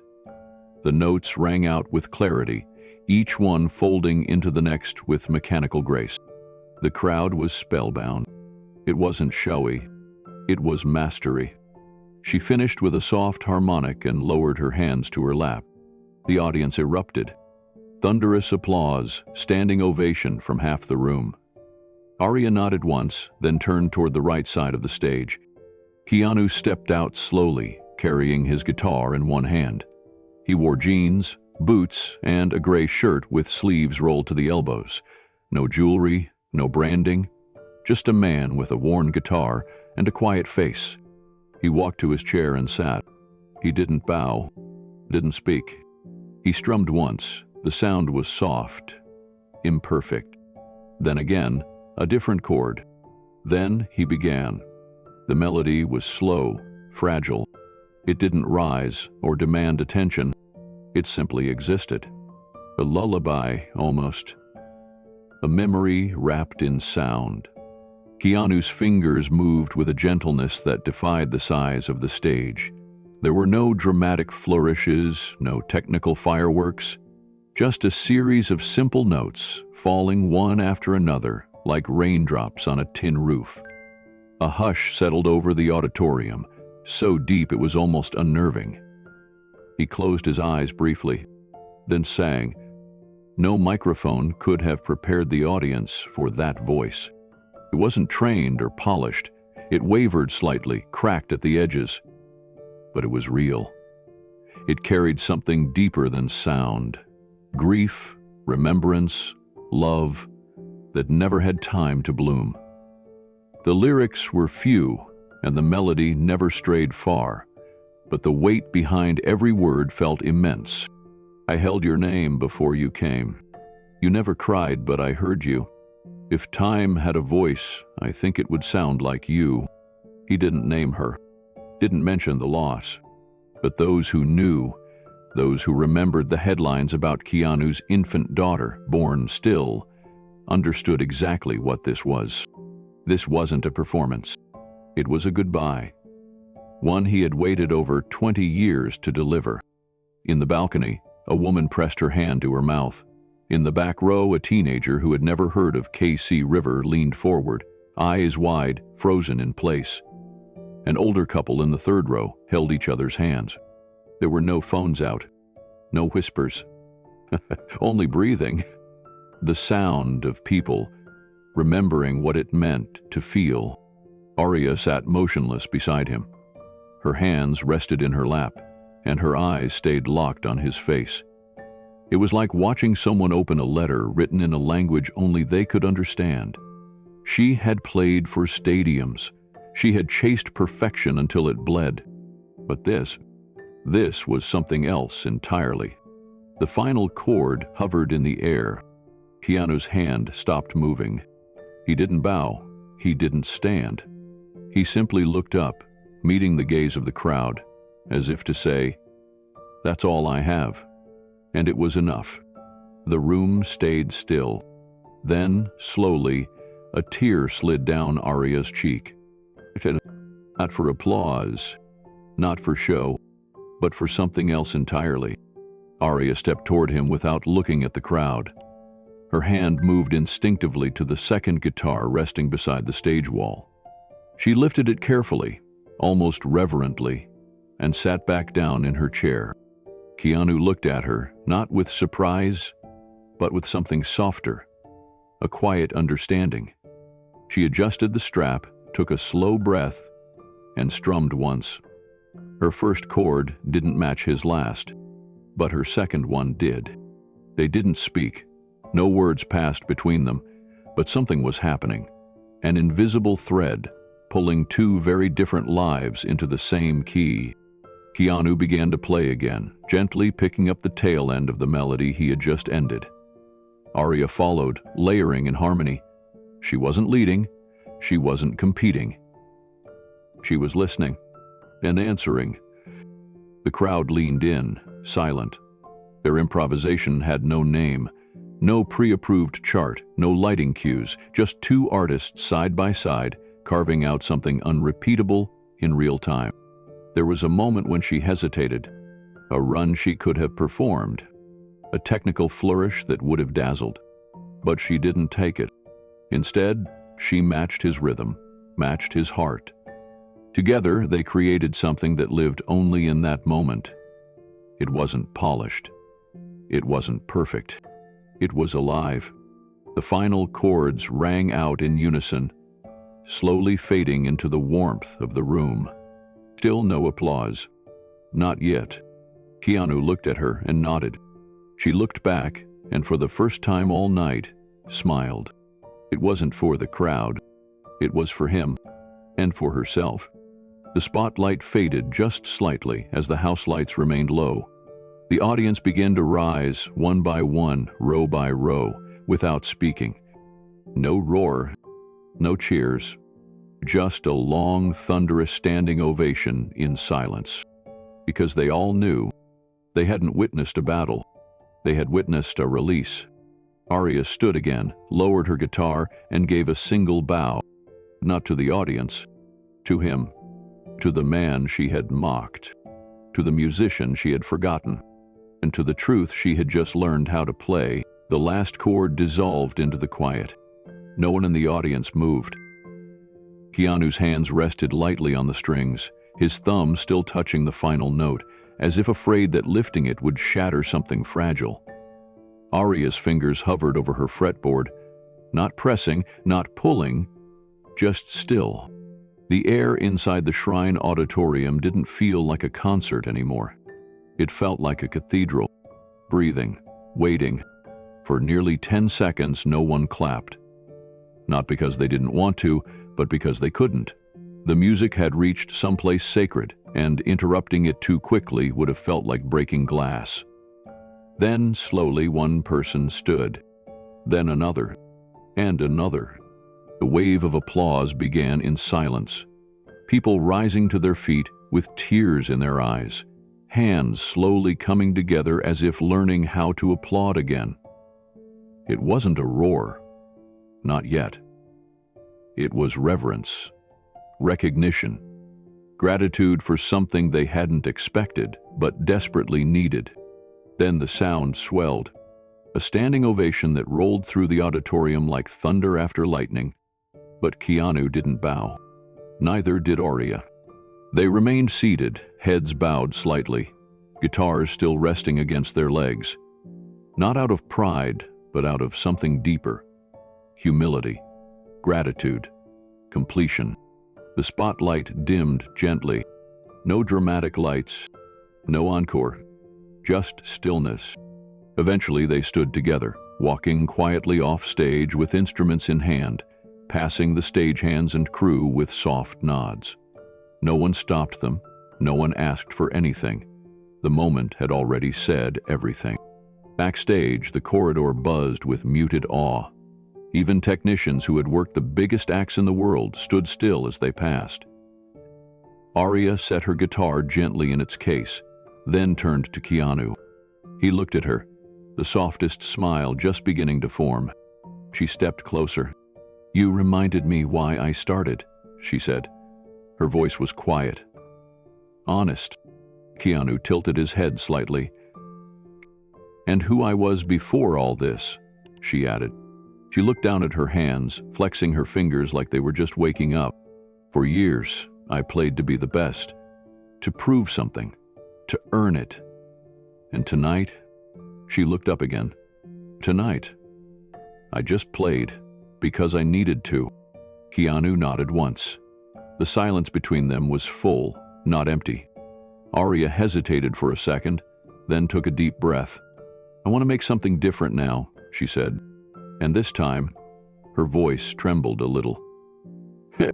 "I want to make something that doesn't need lights," Aria continued, her voice quieter now. "Something that doesn't chase applause or headlines." She looked over her shoulder at the stage door they had just exited. The glow still leaked under the frame like the echo of a memory. "I spent so many years trying to outdo myself," she said. "Bigger shows, tighter performances. And I lost the part of me that used to sit on the edge of my bed with a notebook and hume into the silence." Keanu remained still, listening. Aria turned back to him. "Do you remember the first time someone told you your music mattered?" He nodded. She smiled faintly. "Me too. I was 13. My grandmother. She sat in her kitchen and cried while I played something terrible. It wasn't even in tune, but she cried anyway. Her eyes glistened. That's what I'd been chasing this whole time.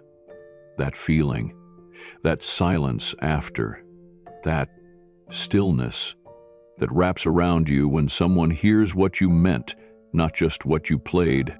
She looked at Keanu again, and this time it wasn't as a rival or performer. It was as an equal, a human being stripped bare of performance. "I don't want to do it alone," she said softly. He blinked once, not surprised but moved. "No labels," she added. "No producers, no timelines, just soul." Keanu looked at her for a long moment, as if weighing her sincerity, not because he doubted it, but because he knew what kind of cost came with honesty. Aria waited. Then she said the thing that mattered most. "Help me write it?" He didn't answer right away. Instead, he walked to the small table where his guitar case lay. He slid the instrument inside, clicked the latches slowly, then turned back to her. "What would we write about?" he asked. Aria breathed out a small laugh. "Grief, faith, people we've lost, things we're still afraid to say." She paused. "And maybe something hopeful, too." Keanu gave the faintest nod, just once. Then a whisper of a smile touched his lips. "Sounds like the kind of album I wish I could have heard when I was younger." She smiled back, softer now. Then he added, "Maybe it's time someone finally made it." They stood there in the quiet backstage hallway, both holding on to something that felt strangely new. Not success, not strategy, just the idea that maybe music didn't need a reason to exist other than to heal. Aria sat down on the edge of a metal equipment case and exhaled deeply. She looked tired, but not from the show, from shedding the weight she'd carried for so long. A weight made of expectations, perfection, and the fear of being anything less than flawless. Keanu sat beside her. For a while they said nothing. The crew moved around them, breaking down cables and loading cases, but none of it felt intrusive. It was as if the two of them had carved out a small, invisible space where realness was protected. "I don't even know where to start," Aria finally whispered. Keanu looked ahead, not answering right away. Then he said, "Start with the thing you've never said out loud." She looked at him, eyes glassy. "That's a long list." He smiled gently. "Good. Then you'll have enough songs for an album." She laughed, quietly, almost like she wasn't used to hearing her own joy anymore. "What if it's messy?" "It should be." "What if it's not perfect?" He shrugged. "Then it's honest." She leaned her head back against the concrete wall, letting the moment settle. Keanu stood and picked up his guitar again. Not to leave, just to hold it. Aria watched him. "Do you believe music can actually save someone?" she asked. He didn't hesitate. "I think it already did." And with that, he nodded toward the exit. "Come on, let's go write something." Aria stood, brushing her hands down her sides. She looked lighter now. Different. Not fully changed, but beginning to change. As they walked down the hallway together, the echo of the stage behind them slowly fading, they didn't look like icons or celebrities. They looked like two people who had remembered who they were before the world told them what they had to be. Somewhere outside, the city was still buzzing, but inside that hallway, there was only quiet and a promise. Not a contract, not a brand, just two souls agreeing to tell the truth. One song at a time.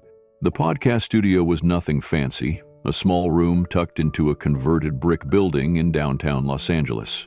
The walls were covered in soft foam for acoustics, and the lighting was dim, warm, and calm.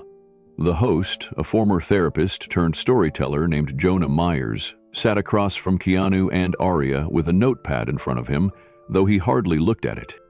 The episode wasn't scheduled with any fanfare. There were no teaser trailers or press releases. It was just uploaded one quiet Tuesday morning under the simple title, Episode 93, Keanu Reeves and Aria Voss, When the Music Speaks First. Jonah introduced them briefly, then leaned forward. "No handlers, no scripts, just two people who've lived through some noise," he said. "Let's talk about the silence." Keanu looked over at Aria. She gave him a nod. And so he began.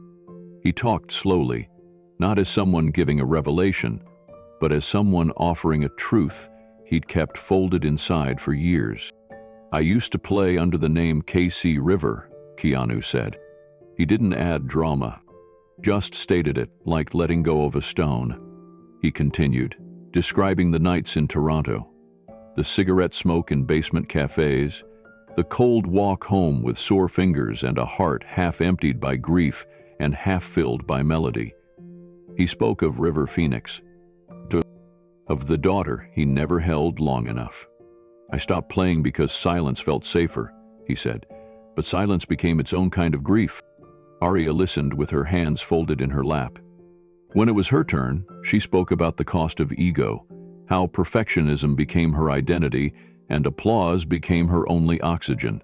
She confessed how the spectacle nearly hollowed out her gift, how her music became a machine, how her heart went missing somewhere between the fourth rewrite of a song and a stadium of screaming fans she couldn't hear anymore. "I forgot who I was before the lights," she said, "and I forgot why I ever played in the first place." Jonah sat back, eyes soft. "So, why do you play now?" Keanu answered first. "To remember," Aria added, "to feel." The room was quiet for a long time after that. Then Jonah smiled. "I think that's what we all want, to remember and to feel. Maybe the rest is just noise." The podcast continued, but it no longer felt like an interview. It felt like a living room conversation between people who had carried too much for too long in silence. Jonah barely spoke, choosing instead to let the pauses breathe, to let the truth echo in the stillness. Keanu spoke again. "There's a kind of sound you only hear when you're honest. It's not always pretty, it's not polished, but it's true." He paused, then added, "For years, I thought letting myself feel again would tear me apart. I didn't realize it was the only thing that could put me back together." Aria nodded slowly. "Music doesn't save you from the pain," she said. "It teaches you how to carry it." She shared how, after the shrine performance, she stayed up all night just listening to old recordings of herself from when she was 15. She hadn't realized how fearless her early voice had been, before the producers, before the image, back when the piano was the only audience. Jonah asked, "Do you think vulnerability scares people more than failure?" Keanu didn't hesitate. "Yes." "Weme? What?" "Because failure you can hide behind. Vulnerability makes you stand there, open, bare. You don't control the response anymore, you just let go." The honesty was disarming. Jonah leaned forward, hands clasped. "What would you say to the version of yourself who first picked up the guitar?" Keanu smiled gently. "I'd say, it's okay to stop pretending it doesn't hurt." Aria added, "And I'd tell her she doesn't have to be perfect to be loved." The silence that followed was thicker than any applause. By the time the episode ended, Jonah simply thanked them and turned off the mics. But the real wave hadn't even started. Within hours, clips from the episode were shared across platforms. A single quote from Keanu, "Silence became its own kind of grief," trended globally. Music educators across the country began sharing the full episode with students. Mental health advocates called it one of the most honest interviews in modern media. The episode hit 20 million downloads by midnight. But the most unexpected moment happened quietly, far from the noise.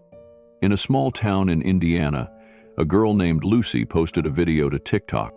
She sat on her bed, cradling an old acoustic guitar, and she played Keanu's song. The video was simple.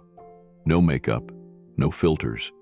Just a 17-year-old girl with trembling hands and a tear running down her cheek as she sang the melody the world had first heard at the shrine.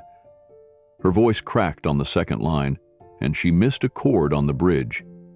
But it didn't matter, because it was real. Lucy didn't announce who she was. She didn't try to imitate Aria's tone or match Keanu's phrasing. She just sang like someone who had found a piece of herself inside a stranger's song. The caption read, "To the sister I lost. Thank you, KC River." By morning, the video had 10 million views. Comments flooded in from people across the world: nurses, veterans, single parents, teenagers in bedrooms and elders in care homes. People who had never said the words out loud before were now sharing what the song had pulled out of them. This helped me cry. I didn't know I needed that. I played this for my son's grave. She doesn't know it, but she just saved someone. News outlets picked up the video. Keanu's team never issued a response, but someone close to the situation said he watched the clip in full silence, then whispered, "She did it better." Aria reposted the cover with just one line. Now the music belongs to her. The moment wasn't orchestrated. It wasn't planned. It was the natural ripple of something true touching another soul. The podcast, the song, the silence, it had all led here, to one girl with a guitar in a bedroom, singing to the memory of someone she loved. And suddenly, that song no longer belonged to Keanu Reeves. It didn't even belong to KC River. It belonged to the people who needed it. The ones who didn't chase spotlight or fame. The ones who sat quietly in the dark, hoping someone else had felt what they couldn't explain. Keanu and Aria had played for millions. But Lucy had reminded the world what it meant to be heard. And the world listened. Not because it was perfect, because it was true. The ripple effect came quietly at first. Within 48 hours of Lucy's viral cover, music stores across the U.S. began reporting unusual surges in acoustic guitar sales. Some were beginners, teenagers showing up with printed lyrics in hand. Others were older, men and women who hadn't picked up an instrument in years, now asking for help restringing dusty guitars from their attic. Online, the name KC River trended again, but this time, not as a mystery. As a movement, clips of Keanu's old performances resurfaced, blurry, low-quality videos from dim venues, recordings thought lost, uploaded by strangers who had kept them on aging hard drives or old cassette tapes. Each one carried rawness, and in that rawness, something sacred. Streaming platforms lit up.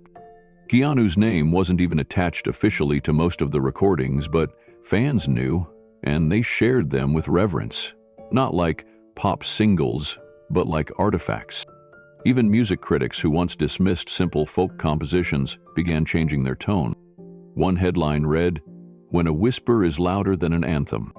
Another said, "The return of feeling in a world obsessed with sound." But the change wasn't just digital. Elementary schools started requesting guest speakers on creativity and grief.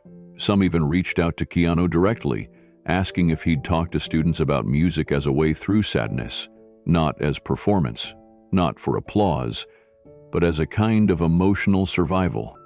Keanu responded with handwritten letters. Short, simple, deeply personal.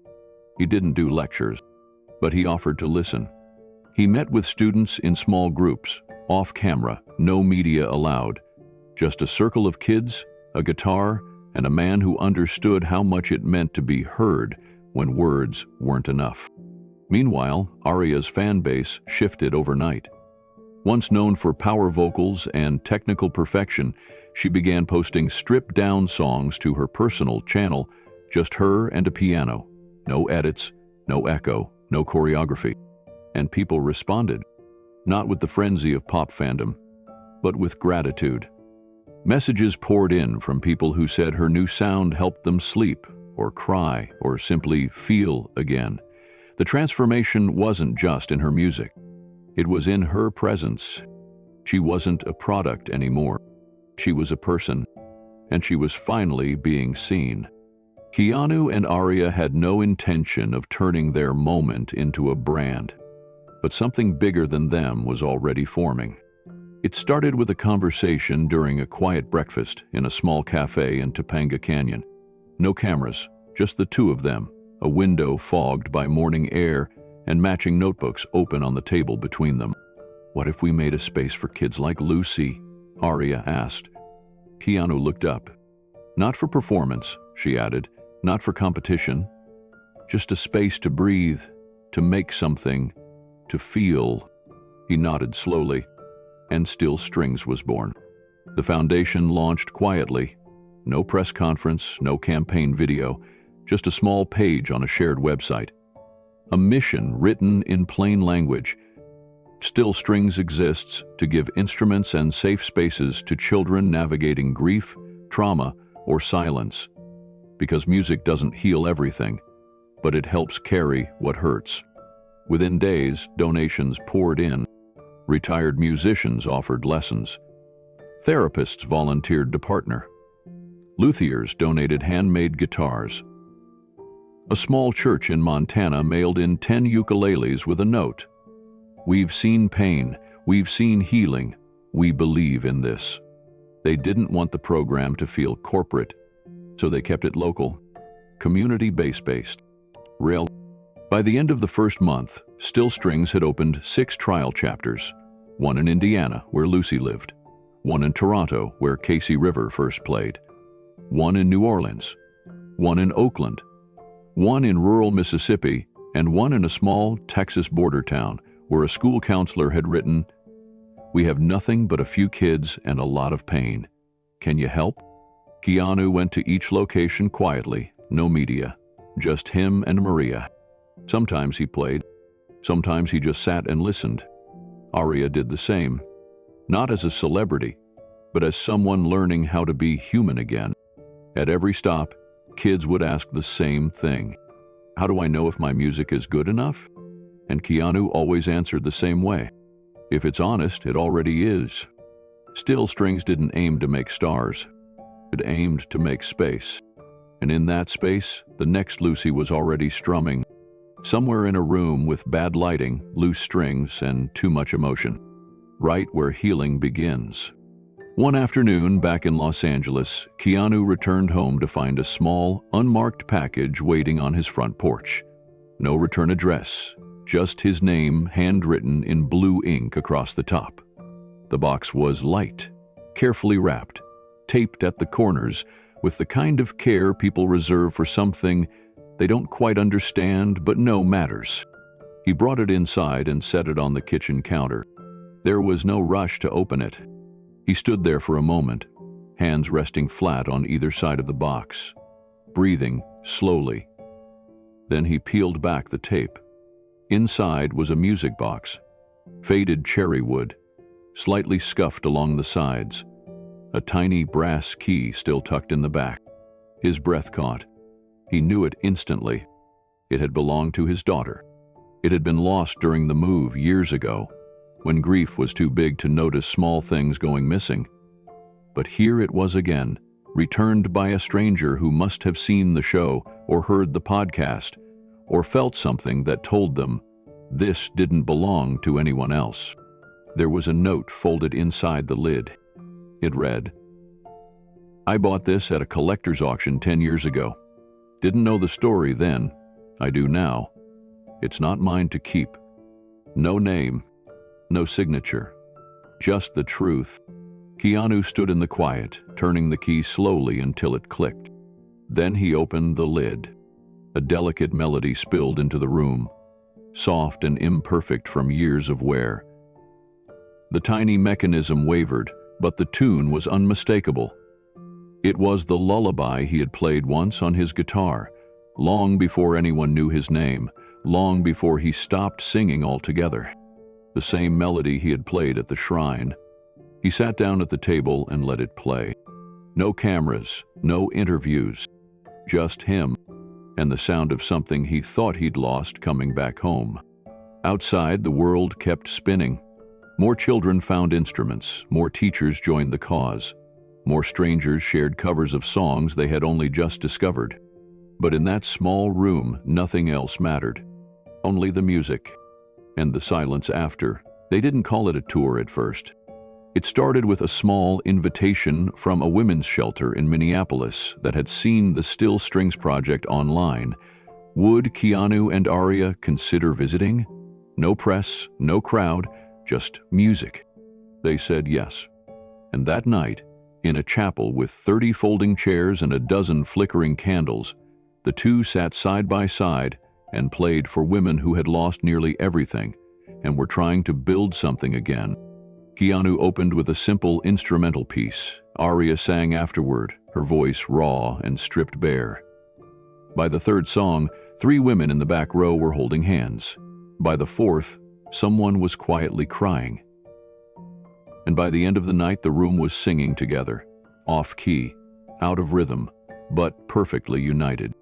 The next request came from a hospice center in Omaha, then a veterans home in Austin, and at a church in rural Georgia. No one called it a tour yet, but it was becoming one. They called it the Still Strings Tour. 12 cities, no stages, just folding chairs, wooden floors, acoustic guitars, and rooms full of people who didn't want to be impressed. They wanted to be remembered.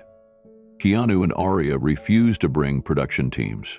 They packed their own gear, tuned their own instruments, carried their own folding stools from venue to venue. Aria stopped wearing makeup. Keanu wore the same flannel shirt most nights. No one cared. Each show was different. In New Orleans, an elderly man asked to play harmonica during one of the songs. He hadn't played since his brother died in the war. They made space, and he played. The room wept. In Detroit, a teenager in foster care sang backup from the front row with such sincerity, the entire room clapped through tears. In Salt Lake City, a young woman stood up during the show and said, "This made me call my mom." And she did, right there in the room, on speakerphone, hands shaking. Keanu and Aria didn't just perform, they invited. At every stop, they played the song that started it all, the lullaby from the shrine. But what changed everything was what happened in Toronto. The Toronto show was held in the basement of a small church near Queen Street, just blocks away from where KC River had once played for sandwich money and warmth. It wasn't advertised beyond a handwritten flyer posted at the community center. Still, over 100 people showed up, some sitting on milk crates, others on the floor, their coats bundled around them like blankets. The walls were unpainted cinder block, the heater hummed, and yet the energy in the room felt electric, not because of anticipation, but because of reverence. This wasn't a performance, it was a homecoming. Keanu stood in front of the crowd with his guitar slung across his shoulder. He looked different here, not like an actor or icon, but like someone walking back into a memory that still breathed through the bricks. Aria sat beside him, ready to follow. He looked out at the audience and said, "This is where I used to play, before anything, before the noise." There was a long pause. "I wrote this song when I was 19. I've never played it in public before." The crowd held its breath. He began with a single note, barely audible. Then the chords took shape, simple, hesitant. The lyrics told a story of a boy who couldn't sleep, who used music to hold on to himself when everything else felt like it was slipping away. There was no chorus, no clever hook, just a confession set to melody. "I don't know who I'll be tomorrow, but tonight, I'll sing to stay alive." Aria's eyes filled as she joined in on harmony, her voice trembling with the weight of it. Somewhere near the back, a woman covered her mouth, whispering, "That's him. That's the one I saw in '88. People didn't film. They just listened. When the final chord faded, no one moved. Keanu let the silence sit. Then he exhaled. That's when a young boy near the front row stood. Maybe 12, wearing a KC River shirt made from an old bootleg design someone had shared online. His eyes were wet. From behind him, his father stepped forward, a man in his 40s, tough around the edges, hesitant. Then he wrapped his arms around the boy and whispered loud enough for the room to hear, "I'm proud of you." The room didn't erupt. It didn't need to. It just breathed, collectively, deeply, as if that one moment had unlocked something in everyone present.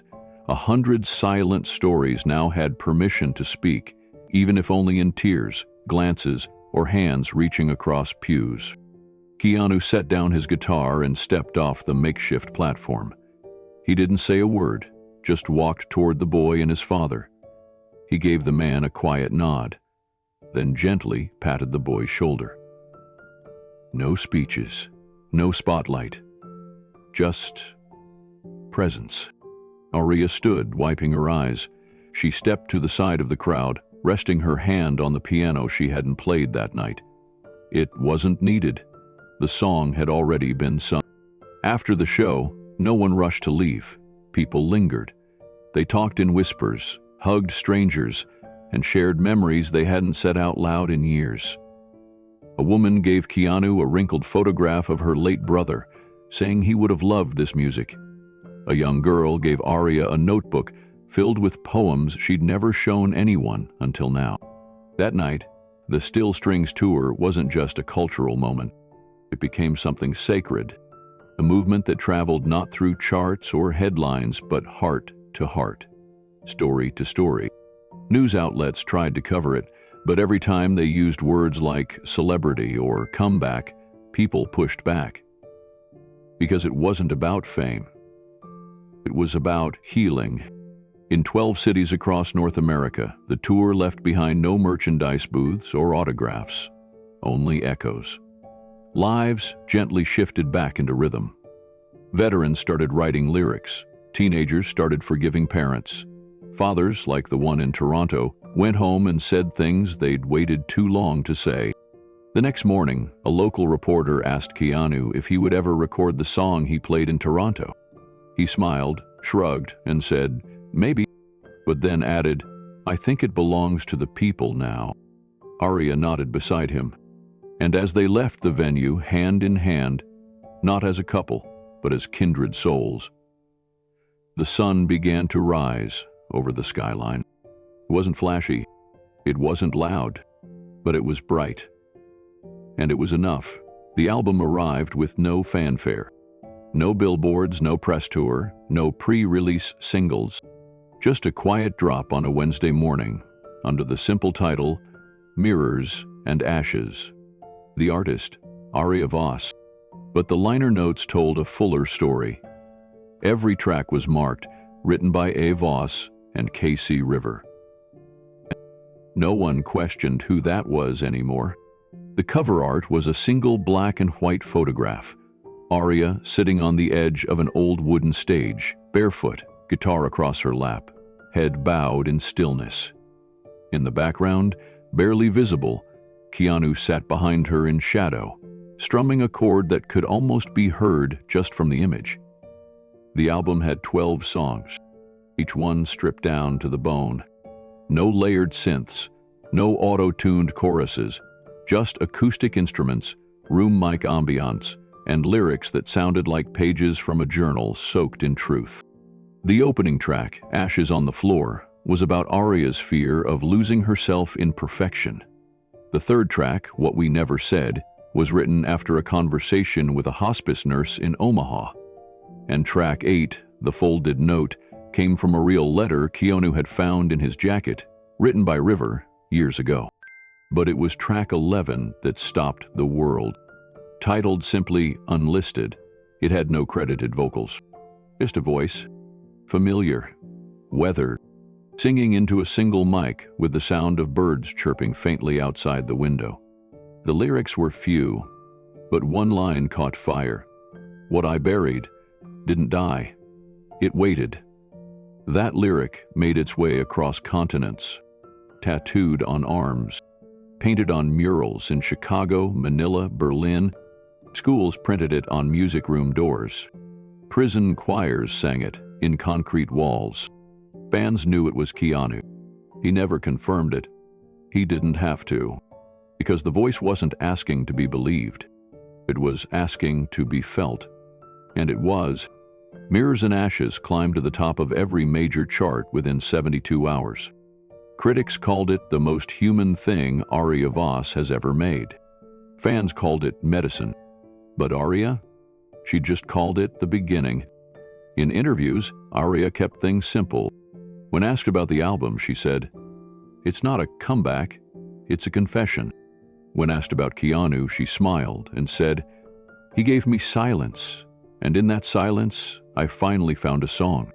She didn't talk about the charts, or the awards, or the invitations rolling in from shows she used to beg to get on. She talked about the kids. The Still Strings chapters now stretched across 15 states and 2 countries. Every time a reporter asked what inspired Mirrors and Ashes, Aria redirected the spotlight to Lucy in Indiana, to the war veteran in Austin, to the mother who sent in a cassette of her daughter humming in her sleep. The industry tried to capitalize. Record labels sent offers. Streaming platforms created massive banners. But Aria turned them all down. Instead, she and Keanu released a live performance of the album, filmed inside a decommissioned church, lit only by candles and sunlight through stained glass. The set list included just 5 songs, each one introduced not by applause but by stories. Small ones, about people they met, things they carried, lines they didn't know they needed until they heard them sung back. The final song in the set was unlisted. Keanu sang it in a single take. When it ended, he looked into the camera and said nothing. He just nodded once, closed his eyes, and let the silence take its rightful place.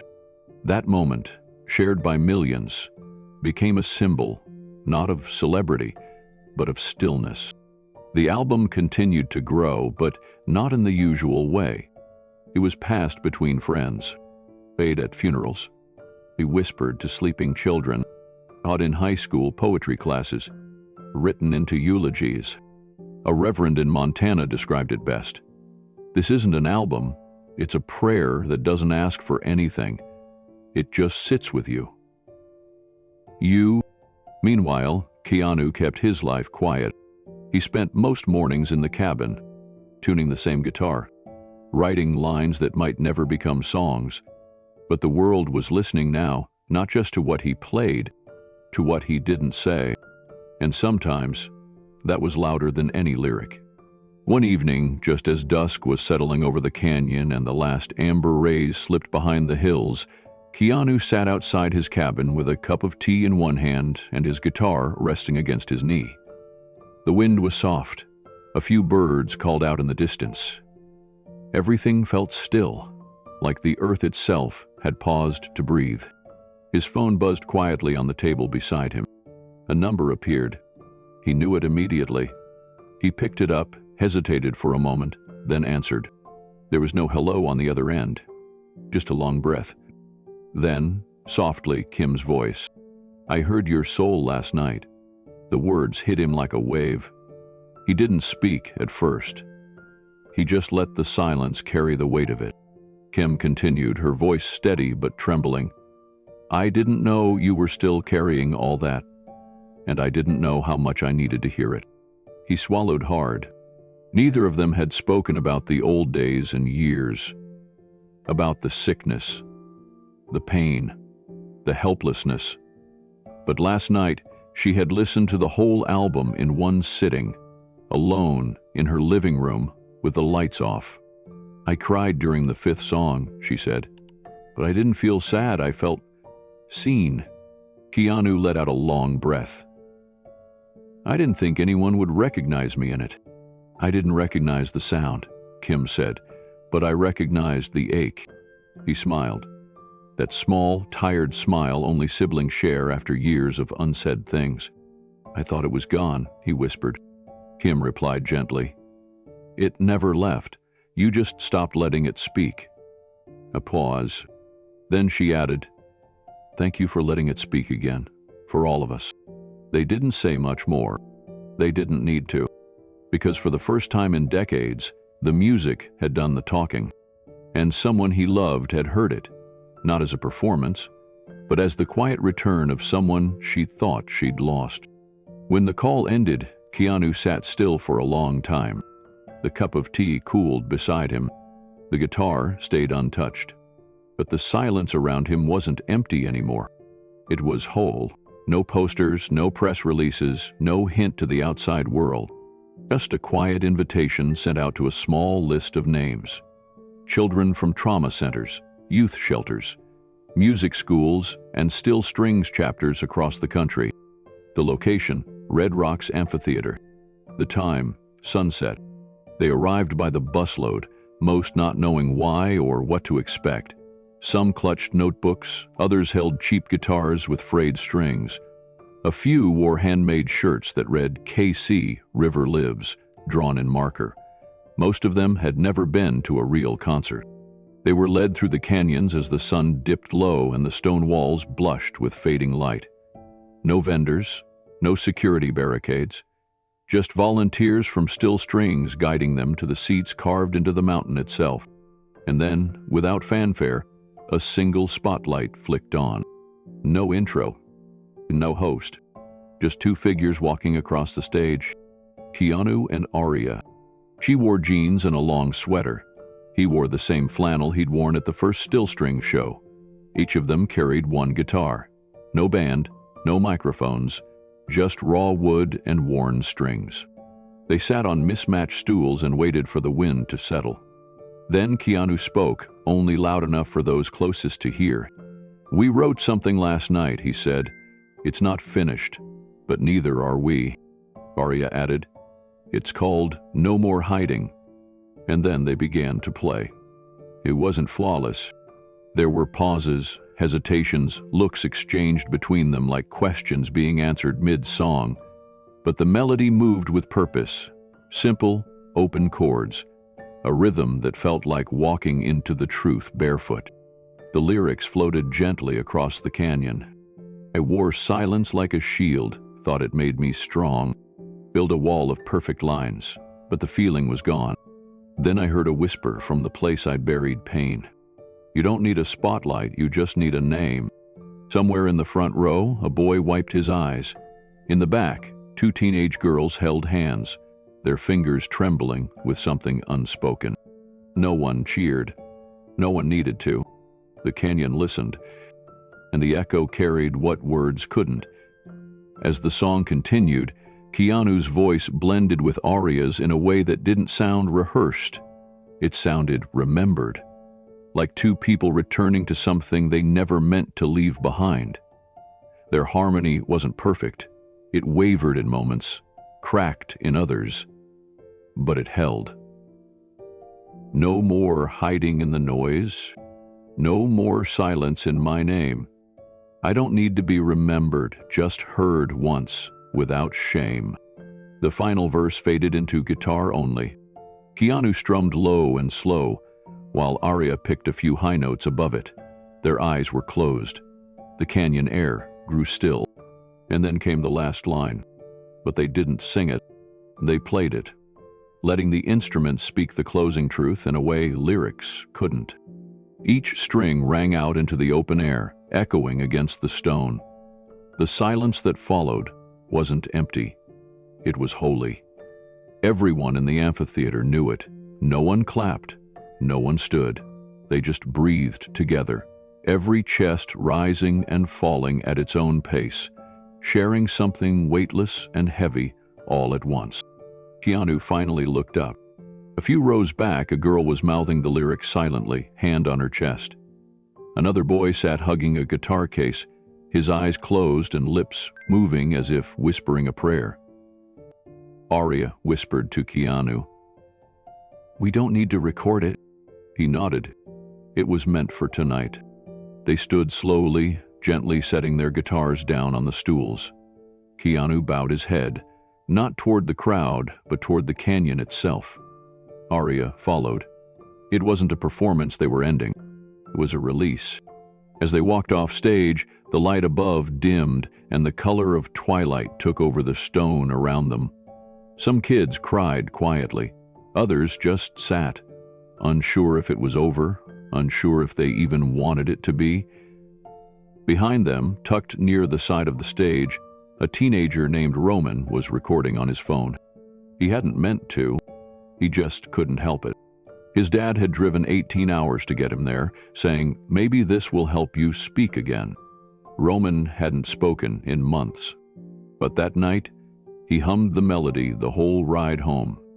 And his phone still held what the world didn't yet know it needed. Roman uploaded the video the next morning. No caption, no tags, just the raw footage. It was shaky, filmed from behind the shoulder of another kid. The stage lights were dim. The audio picked up more wind than words. But it didn't matter. What the camera captured was more than a performance. It was a feeling. The guitars echoing against the stone. The silhouettes of Keanu and Aria seated side by side. The final verse, sung in silence, strummed in truth. The video had fewer than 20 views by noon. By midnight, it had over 100,000. By the end of the week, it had passed 15 million. People didn't scroll past. They watched. They paused. They felt. Comments filled the screen. "I've never cried from a video before. I don't know why this did it. I played this for my daughter after her panic attack. She finally slept. This is what grace sounds like." No one talked about their celebrity. No one argued about the music industry. They talked about the silence at the end, the kind that made you hold your breath just to feel something again. Requests came flooding in for a studio version, but none ever came. Keanu declined every label inquiry. Aria posted once, simply saying, "You had to be there. But maybe now we all are."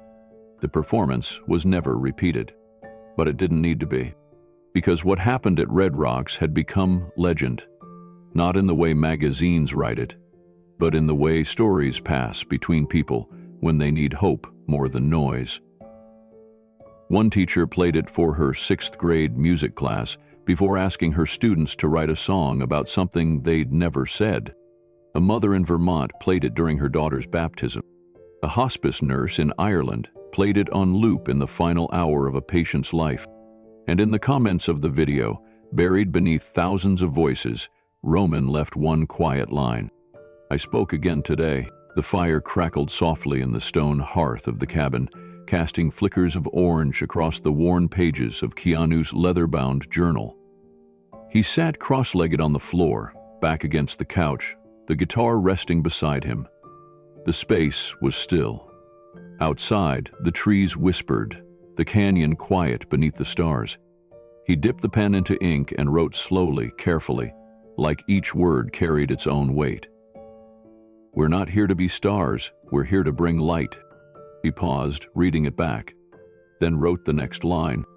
"And sometimes the brightest thing you can offer is your silence, your sorrow, your sound, when it's honest." The room smelled of cedarwood and old paper. He thought of River, of his daughter, of Lucy, of Roman, of the boy in the Casey River shirt, the Aria's voice the night they wrote No More Hiding. He thought of still strings and the echo of laughter from kids who had once only known pain. And he smiled. It wasn't the smile of a man who had won anything. It was the smile of a man who had finally let something go and watched it become something for others. He closed the journal gently, then stood and walked over to the guitar stand near the window, the same one that had once held dust for years. He placed the guitar back on it, not to forget it, not to put it away, but to share it. The symbol now of something returned, something passed on. In another corner of the country, morning sunlight crept through the windows of a small classroom. Inside, a music teacher unwrapped a donated guitar from still strings and placed it gently on the stand beside a small desk. A girl walked in, backpack slung over one shoulder. She moved quietly, like someone used to being overlooked. The teacher smiled and gestured for her to sit. He handed her a folded note tucked under the strings. She opened it slowly, eyebrows pulling together in confusion, then softening. It read, "Play what's true, K.R." She looked up at the teacher. He nodded, and for the first time in her life, she reached for the guitar. Her fingers hovered above the strings like they were fragile. She didn't know any chords yet. She didn't even know how to hold the pick. But something in that note, those 4 words, gave her permission. Not to be perfect, not to impress. Just to begin. She ran her fingertips down the strings, feeling the vibration hum into her palm. The teacher didn't rush her. He just sat beside her, offering space. She strummed once, a messy, uneven sound, but it echoed through the room like a question finally spoken aloud. Another girl leaned forward from across the room, A boy closed his sketchbook and listened. There was no instruction, no tuning. Just a moment of courage, born from a single note left by a man she'd never met. And somehow, she knew it was real. Because truth doesn't have to shout. It just has to show up. In the days that followed, she played a little more each morning. Still fumbling, still unsure, but playing. And in cities across the country, in shelters and classrooms and hospital corridors, the same thing was happening. Kids reaching for instruments not to perform, but to breathe. To speak without fear. To rediscover something they thought was buried. Some played with tears streaming down their cheeks. Others played with eyes closed and heads tilted toward the sky. In one classroom, a girl played the melody from Unlisted on a ukulele. And when the last note landed, no one clapped. They just nodded, like they understood. And maybe they did, because music had become more than entertainment again. It had become a language, a lifeline, a lantern passed from one trembling hand to another. And through it all, Keanu kept writing. Not for release, not for recognition, just to stay in touch with the part of himself that had once lived on a bar stool in Toronto. The part that believed a single chord could carry more than grief. It'd carry people, all the way home. Back at the cabin, evening settled like a soft blanket over the hills. Keanu stood by the window, watching the last golden light dip beneath the trees. The guitar still rested on its stand.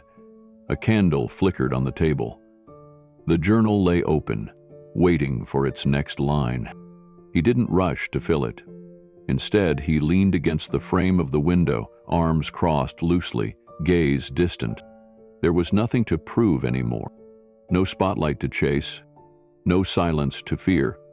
Just this life, this moment, where truth had taken root again. He reached for the guitar once more, not to write a song, but to feel the strings under his fingers. They hummed low and warm, like the voice of an old friend, returning, without judgment. In every town they'd visited, someone had asked him how to begin again. His answer had been the same. You don't begin with answers, you begin with the sound of your own breath.